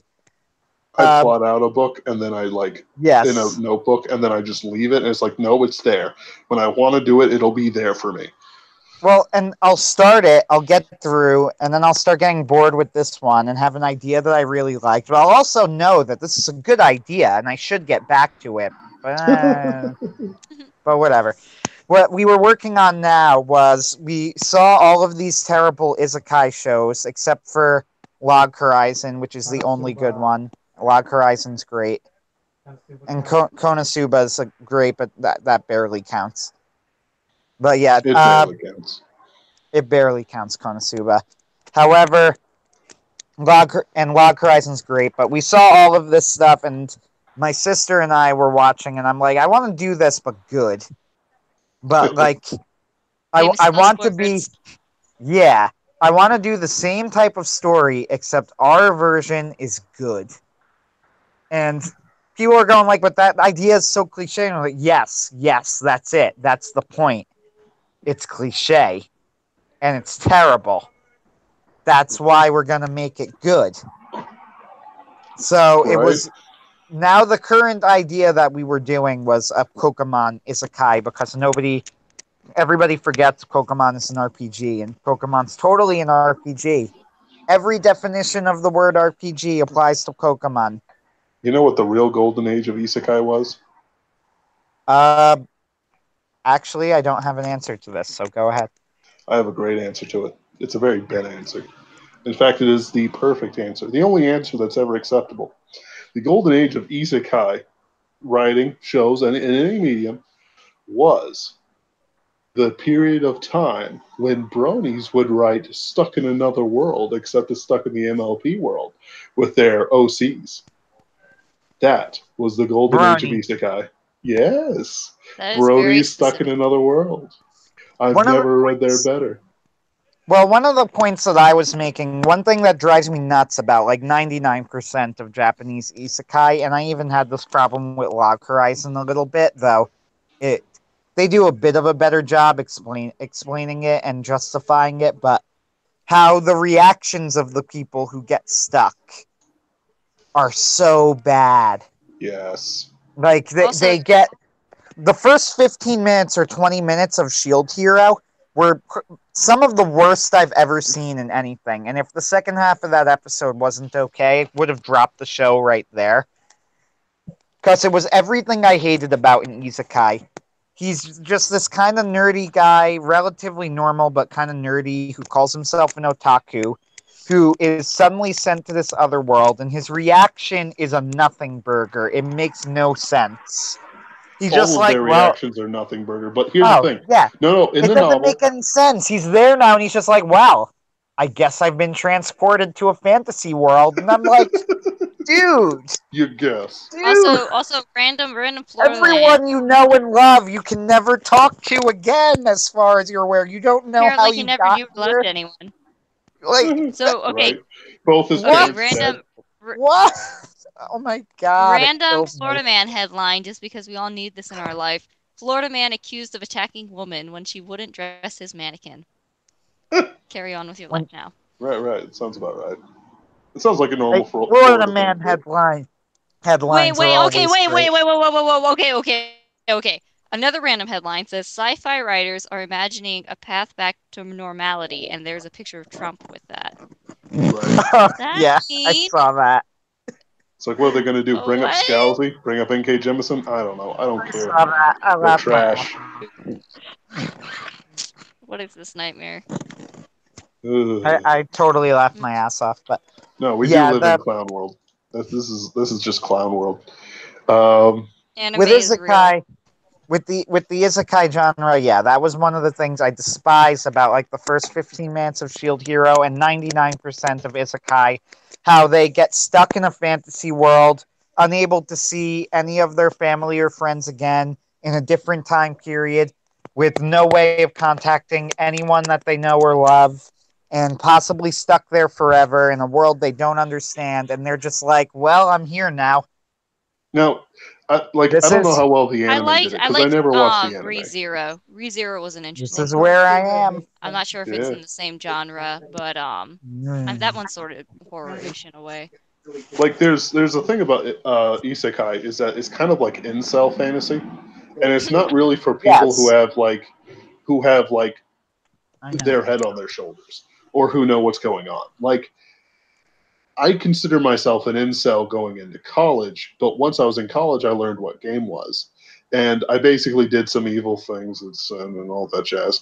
But afterwards, when I came out of it, I realized what it was, what I was missing, and what it not is, as weird as it is to say. So you get through that stuff. No, hold on. I want to say it real quick. Go ahead. So I get through that stuff, and while I might have loved isekai if I was still in that crazy, because I view myself as almost clinically insane during those times, you get through that part, and you realize that you have a choice to be like the way you are, which is something we talked about earlier in this live stream, which has gone on for like 3 hours. But I'm still going strong. I've got a Mountain Dew Voltage. I'll be fine. Oh yeah, we can't stop the Ben train. Right? So like you go through it and you make a choice to be the way you are. You make a choice to say not pursue women, or if pursue what shows up, but don't like seek it out like you would normally, or like don't pity yourself to the point where you're just useless, or don't like not consider what you're doing to the point where you're just a jerk to everyone. Like you can do like so much with that, with just the mindset you have, and it leads you into certain dark alleyways that can lead you out into evil or good or any number of things. But it's harder to have good done to you if all you do is hate yourself and wish the world was different without you having to do anything. It's like how we haven't seen Manic Pixie Girlfriend in like 5 years of anime. There's a few things running around, but not in the same way. They've actually become way more cynical, i.e. Kaguya and My High School Romantic Comedy Snafu something something something. It's a really long word in Japanese. It's sort of like we're seeing a shift in mindset, and these people who want the other world, like they're dissatisfied with their world, but many of them aren't doing anything about it, or they're people who just like the idea of escape. But that first group is the one to watch out for, who will consume these things, desire these things, but never work on it, which is, worse than liking isekai, which is terrible as well. If you're still in junior high, that's right, Barwin Studios. But I mean, one of the things I find them entirely unrealistic. That's one of the things that, by the way, that I've always said that the opening of Spirited Away is one of the great scenes in movie history, because it absolutely is. But one of the reasons that this is the case is that Chihiro's reaction to getting stuck in Miyazaki's fairy world is strikingly realistic. It's so realistic it gives the whole scene a real horror flair to it. Like Chihiro freaks out in Spirited Away. Like she's curled up in she's curled up in a ball sobbing in that scene, and it's great. I love that scene because it's something. Yes, I love watching little girls cry. I'm just putting all the great sound bits into this one. That's what I'm here for. Yeah, it's fine. Haunt us later and give us lots of publicity. Maybe not the best, but lots of publicity. I do need some of that SJW mob stuff. If they're attacking people because their antagonists are Muslim, it's like, come on. That's the whole thing of Sheikah Mars. What's wrong with you people? You're supposed to be lazy. This is low-hanging fruit. But I won't even defend myself. Come away. But it's... no, like she's already panicking by the time her parents are in the fog. She wants to get out of there. I know that Chihiro obviously specifically is an 11, I think. Yes. 10, 11-year-old girl. And you go, it's not the same as like a teenager, adult, and that's absolutely true in all of that. But at the same time, you get the other end where it's the shield hero just going, I wonder what crazy adventure I'm going to go on. And I'm like, why would you assume you're going on a crazy adventure? Why would you not think that they're just going to eat you or something? You don't know this world. You know nothing about it. It's like the first thing I'm going to do is get gunpowder.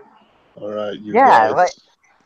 That's why when I did the opening of my story, the way I tried to do it was that they wake up in this place, and the first thing that they do is, once they're disoriented, and then they're disoriented because they have no idea why they're there or how they got there. And then when they start to work out a little more that they're trapped here, and they have a panic attack, and then they have to force themselves down to calm down and figure out what's going on. But you need to have that effort. You need to have that moment where you realize you're not in Kansas anymore and you're stuck. You know, Wizard of Oz actually handles this fairly well because Dorothy is pretty uncomfortable from the word go. Like, she's freaking out. She doesn't want to be there. She just wants to get back home. That's her entire driving arc. Get me out of here. Yep. And she has people on her side that she becomes friends with and all of that, but you still have, like, Dorothy she still reacts, wants to go home. Yeah, Dorothy reacts to it like a regular human being, maybe a little bit less exaggerated because it was a kid's book and a kid's movie, so they don't want people, they don't want like hyper realism where Dorothy's, huddled in a ball crying, right? She's a hero, but at the same time, there is still, she gets there and she's like, yeah, I don't want to be here. Yeah. Or more, she doesn't want to stay there. Or more, it's getting weird and she wants to leave. She didn't want to be the one who killed the Wicked Witch of the East at all. That was always something that bothered her. And then she is in tears later on. Of course, they're going to kill her through, I don't know, poison timer or something. Whatever. They're going to kill her. They are going to kill her later. But besides that, yeah, she wants to go home from the word go. She never wanted to be there in the first place. I mean, she considered running away, but she didn't consider running away to a little fairy world with midgets who sing. Yeah. Oompa Loompas in training. But so Wizard of Oz, I think, is a more realistic freaking isekai than most modern isekai. Sword Art Online, for all of its flaws, at the very least, when people realized they were stuck there, they freaked out. Although not, to be fair to how bad it is, not the Kirito. Because Kirito was just the awesomest, but... No, he was a beta player or something, I don't know. But it was still dumb. No, but that's Sword Art Online, and that's barely isekai. I wouldn't even consider it a modern isekai these days. It's another world, but it's a digital world, and it's not like Log Horizon where like but it's set in it is fantasy-ish, medieval fantasy-ish, but Log Horizon at the very least, though I did have that, and I do still have a bit of a problem with this with the opening of Log Horizon. However, Season 2, to be fair, really explores the fact, and Log Horizon gets some credit for actually realizing that the show was about nerds. Mm-hmm. And this is a serious point where you talk about how these are all escapist fantasies for nerds and for real losers, like incels and losers. Log Horizon realizes that it's about incels and losers, except that it actually realizes that this is what these people used to be. Like, it knows who its characters are.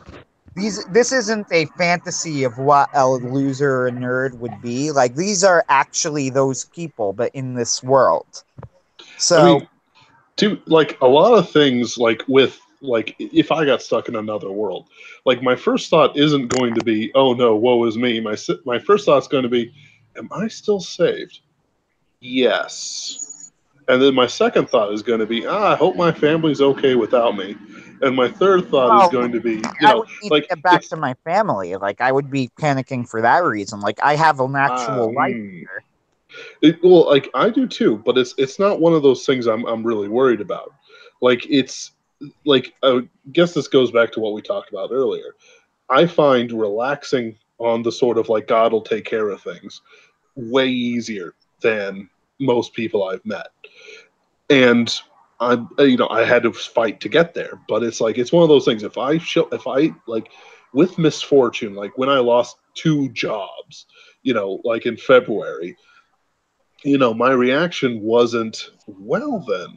It was, like panic. It was, well, God will provide me the job he wants me to work at. And, I walk into Club Fitness and they basically give me the job. I'm not, I have plenty of evidence, in my personal life that God will take care of me and will take care of, my family. I'm not worried about that. I want to go home. But at the same time, this is a totally rad, cool world that exists. I just got to be careful so I'm not eaten by wolves, or it's not one of those like, is it a subversion? It's very hard for me to imagine that most people are going to react to it in a routine way. Now, Well, no, like I would act incredibly eager towards it. Like I would definitely have a reaction. I would have a big reaction to it, but it would be eager, or it would now, be, like, because that's the thing. I enjoy that. I took a 9,000-mile road trip. I enjoy going to various places, seeing various things. I've traveled, to England a bunch of times. I've done it by myself. I've done it with people. Nothing bothers me when it comes to that sort of thing. This it's easy for me to say it, but it's like I've been lost. I've had to travel by dead reckoning. I'm fine with all that. But it's one of those things, like the reactions that isekai protagonists have, like they aren't they aren't comfortable with themselves enough. They aren't comfortable with silence or with like lack of society enough to basically say, because I hated society in the old world, I will love society in the next one. No, no. If you're gonna be a loser in the old society, you're probably gonna end up being a loser in the new one. Like yeah, it's and one of this those is things. where, to go back to Log Horizon, this is where I think it did things very well because, especially season 2, really explored the psychology of the characters more, and you realize that there's a real tragedy to the characters in a lot of ways, especially Hmm. Shiro and Akatsuki. Oh There's yeah. actually a tragedy to them because Shiro you realize in the show, he's an incredible person. Like, this is a man who's basically created the economy of a fantasy world and caused an industrial revolution, created a new political system almost single handedly. Uh-huh. Shiraway is like a Benjamin Franklin or, of that world, maybe Yep. more influential. And then you're like, he spent hours playing this game. Yeah. What could he have been in the real world? Like, what what happened to him that he was doing this? And then you learn that he was suicidal as a child, like that Hmm. he had these depression issues. Or you see Akatsuki, like Akatsuki has taken this role playing thing in the game to a frankly terrifying extreme. Like, she considers herself an assassin and a ninja, and she talks about herself that way very literally. Yep. And she's stuck there, and that's still how she thinks of it. Like, she got stuck in this world, so she's just a ninja permanently now. Like, it never occurs to her to break out of that. So then you go, like, what could have happened to Akatsuki that she would do something like this? What could happen to anyone that they would do something like this? And then you Yeah. learn like that Akatsuki had all of these issues growing up and in the real world, like being unnoticed, getting hit on by pedophiles. I think, was in the light Ugh. novels. Yeah. Like, that was an actual thing, and I actually Oh, kind of sorry. I thought you appreciate were that. 12. Yeah, No. I kind of appreciate that detail actually because it goes kind of to show the problem with lolicons. Yeah. Like, it's somebody actually illustrating, hey, all you people who are lollying Akatsuki, you're disgusting. Yep. You all suck. Just call out your own audience. I love it. Call out your own audience for Right. enjoying the character designs that you've created. And what's funnier too is that he's a libertarian. Yeah. And Oh, they one have of a the bad best things is reputation. that they just had this one guy, this socialist asshole, talking about I don't know. I think it was like trying to create some universal income or something because there was income inequality was starting to be a real problem, and they all just dogpile on him, and it was great. Yeah. I don't know if it was intended to be funny, but I knew that the dude was like an arch libertarian. So when I saw this scene, I just laughed my ass off. He just literally has this one guy go, "Hey man, we're starting to get problems with income inequality. We should maybe consider like redistributing it or something." And then everybody just piles on him, going, "You're such a friggin' asshole." They go, "No, no, we're not doing that. That's a terrible idea. Everybody hates that idea." Yeah. That it was pretty hilarious. Anyway, though, yeah, Log Horizon is like the only one I consider good. So when I did this, I had this idea that the scene opens with them first being really disoriented, and then once they calm themselves down and they work out who's stuck there with them, and they figure out slowly that, oh wait, we're stuck in the game that we just turned on, aren't we? And then they need to figure out what their next step is going to be. Are they going to try and beat the game? But the way that we tried to design this thing where it's like an MMORPG, but with an end state, except that because it's an MMORPG, the end state is almost impossible to get to. It's almost like a reward for the really, really hardcore players, and you're not exactly expected to get there. It's only for, those guys who are obsessed with the game and who want to win the story. And now you need to decide if it's worth the risk to travel through this extremely intense RPG fantasy world for a victory state, or you need to try and set up a society. And then I was going to have, because we want to have our cake and eat it too, with the Log Horizon end of setting up a society, and the Sword Art Online, let's just reach the end of the game. So we were going to set it up into like two different groups of one guy who him and his girlfriend decide they're going to go towards the end of the game. And then you have somebody else who decides that he's going to stay in the town and try and form a trading system with the nearby towns and figure out how to survive. Mm-hmm. So that was the whole idea behind what we were doing, was we're going to do the Sword Art Online, but good.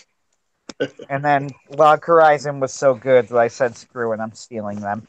Just do it. Throw in some Pokemon. It's, Pokemon, Log Horizon. Yeah. It's just great. There's a bunch of stuff coming out from Superversive authors that I can't wait to read. I want to read whatever Corey's got Jaji editing. I don't want to read it before it's out. When is Corey's book coming out? Because all of Corey's ideas are fascinating. Right? Except David and I are bullying him quite ruthlessly because, he needs to complete his work. I know for myself, it's like I've got a lot of projects on the side, and I'm not working on CyberGothic as much as I am, but I'm only working on CyberGothic, so at least you could say that about me. But it's like I'm trying to bully David and Corey into completing Dragon Academy, which is the thing I want to read so bad. You don't even know. See, David and I really need to work on the thing I mentioned earlier about the unfallen beings, or the fallen beings who lived on the immortal beings who lived on Venus. Oh yeah. And, because it was really like a C.S. Lewis thing, and I'd actually put some thought into it, and David was gonna help with the science aspect, because I hate that shit. Me too. It's really because it's hard. And it's not as interesting. And I know people think it's really interesting, but it's not, and they're wrong. They're okay, but there's not something. it's not something I myself can appreciate, because eventually it all just becomes noise to me. It's like, but then I think that. I'll say this. I think it is interesting to read. The Martian is fascinating, I thought. Oh yeah. However, it's not interesting to research to me, because there's so much. When you're writing it out for the public, you're selectively editing for the most interesting stuff. Yeah. But if I'm writing it, then I need to look at all of it, and I would need to probably dig through really complex papers and things to find the juicy stuff that I can make sound, literary. I just do enough research to make enough sense to put it in the story, or kind of bend it to what I want to do, and then I go with it. See, the problem with this Venus story is that I said before, one of the reasons I find the whole idea interesting is because Venus is such a horrible, inhospitable place to live. So if there isn't any, there has to be some sort of scientific backing behind it, or else you lose the core of the story. I mean, there's two ways to do it. Either it's real world rules, or it's awesome, cool fantasy world rules. That has to have an internal logic that makes sense. Otherwise, it doesn't work. Like when I wrote my Mercury short story, I didn't do my research right, and I put retrograde motion as a real thing, even though it's only from the perspective of Earth rotating around the sun. And I deserve to be called out for it because ostensibly I set it in the real world. But then when I'm talking about my crazy awesome Jupiter balloon subs that surf on the electromagnetic waves of the midst planet, that's like way awesome, cool fantasy rules. As long as it's internally consistent and you can logically see where one thing leads to another, it works out. Because I have such high, magnetism running around, everyone on Jupiter has to eat supplements which help their body, deal with the fact that they're always under a powerful magnetic field, or always under X or Y or radiation or whatever you want to say. In other words, I'm not like explaining what's in those pills. I'm just saying, hey, this is a battery of pills. You need to take care of the gravity issues and you need to take care of the radiation, so on and so forth. And then it just hands waves everything away. But without being like, it doesn't matter. What? Of course it matters. No, it just doesn't matter. Like Jasper Silver is weak to electricity.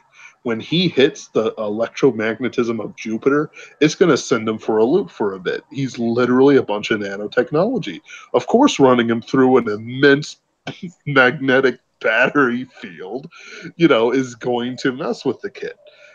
I've set up the rules, and then I'm executing on the rules I've set earlier.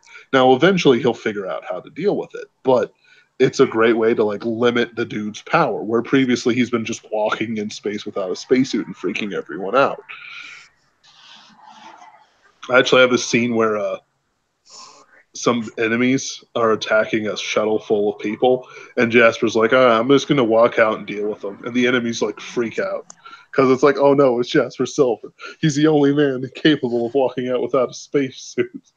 And it's like, oh, good, we prepared for him. And it's like, nope.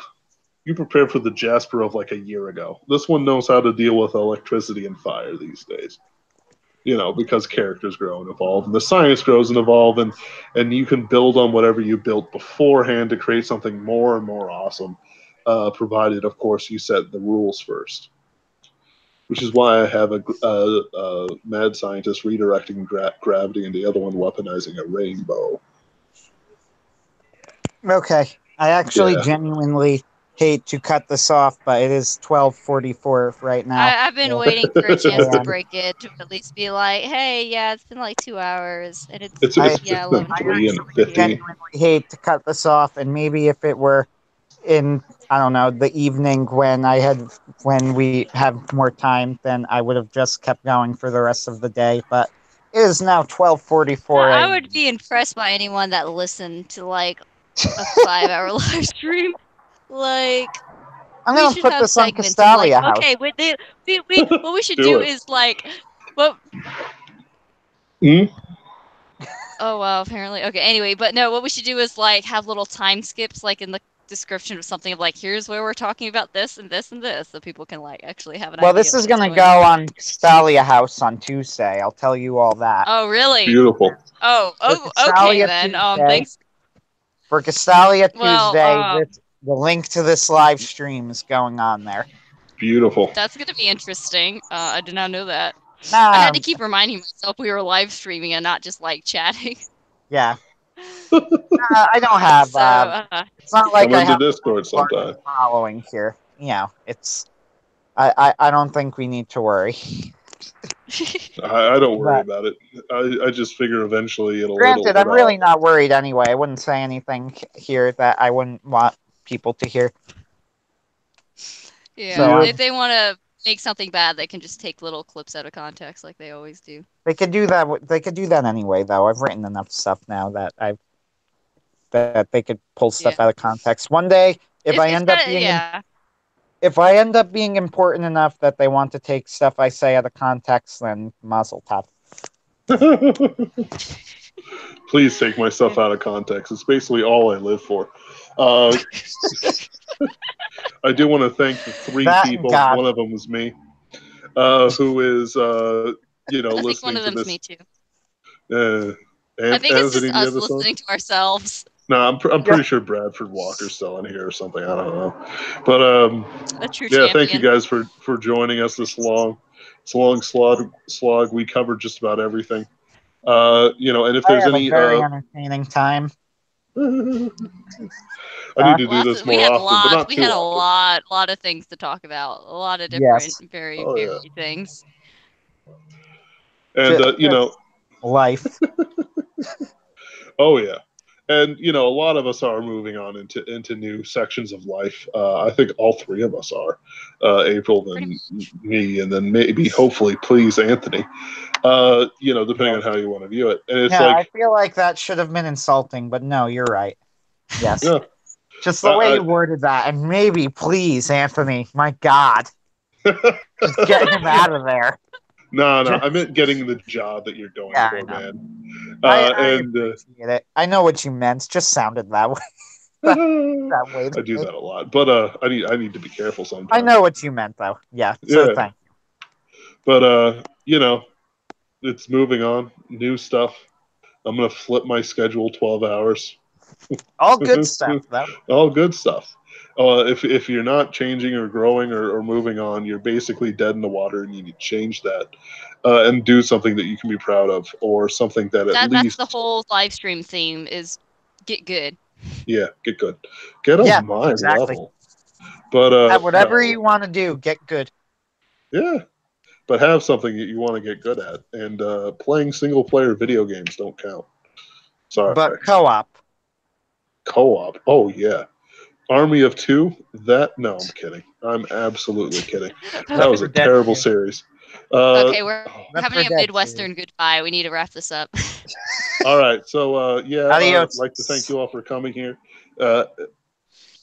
Mad Cow, that was a fantastic little casserole you had there. You got to tell me your recipe. What's your recipe for the casserole? Wait, what? What? Okay, fine. You won't tell me. That's fine. I'm just continuing what is casserole? I had pork belly. Is this a Baptist reference? No, I'm continuing the Midwestern goodbye. Oh, okay. Where it's like you talk about it and you compliment something, and then you talk about what you complimented for a bit, and then you know what? I'm just gonna hit the red button. So no. This guy's obviously not Midwestern. See, I'm not even Midwestern, but I'm aware of the goodbyes. And I'm a friggin' I am Yankee. all Southern. I'll tell you that. I am all Southern. I'm Missourian. We went both sides. We're a fun place. I should try and do an entire live stream in my my Southern accent sometime. My state is known for sucking, so goodbye to all of you. No, just come to Missouri. Nobody cares. Wait, well. Yeah, he left. When did he hit the red button? Just now. Oh, okay. Well, I still need to do ballet. Yeah, it was a pleasure. It's like midnight. I need to do ballet and then go to bed so I can fix my back because it's twisted. You need to get Pierce to come over to us. He's in the Air Force. Oh, well, I shouldn't. No. He is not. He is not in the Chair Force. He is a Marine. Very good. Never mind, because I was about to say we have this fantastic Air Force base that's right next to my favorite barbecue restaurant. So it all just works together. Like if for some reason the Air Force is barbecue. Oh yeah, it's just so incompetent they just give their planes to the Marines. Yeah. Well, you live. Wait. You live though over. I live in St. Louis. I live in St. Louis. Like Missouri. What? Okay. I don't care what people know where I live. You think I got prospects? I'm trying to think. I'm trying to think because did we invite you to the wedding? Yes. I think we did. Okay. However, I was. What did I have to choose between? Oh wait, are we live? Oh. Yes. Wait, are we still live? Oh, okay. No. Yes. No, we had what was it? I had car trouble. I think it was. Yeah, I had to pay for something. What was it? Yeah. I don't know. Point is, I lost $500 on my car. So that kind of kills things, especially when I was still trying to figure out why I wasn't earning money like I should have been. Turns out they were paying me half my wages. But I need to get over that. I need to not be in that negativity. That is not Christian of me. Anyway, What am I doing? I am still Midwesterning goodbying. Yeah, apparently. Yeah. Anyway, all right, guys. Bless your heart. Oh yeah, no. If you're doing a Midwestern goodbye, you got to do it all the way. And I will now dissertate on that for 15 minutes. But have a great evening, everyone. Oh You're wait, all wait. wonderful. What is this? Wait.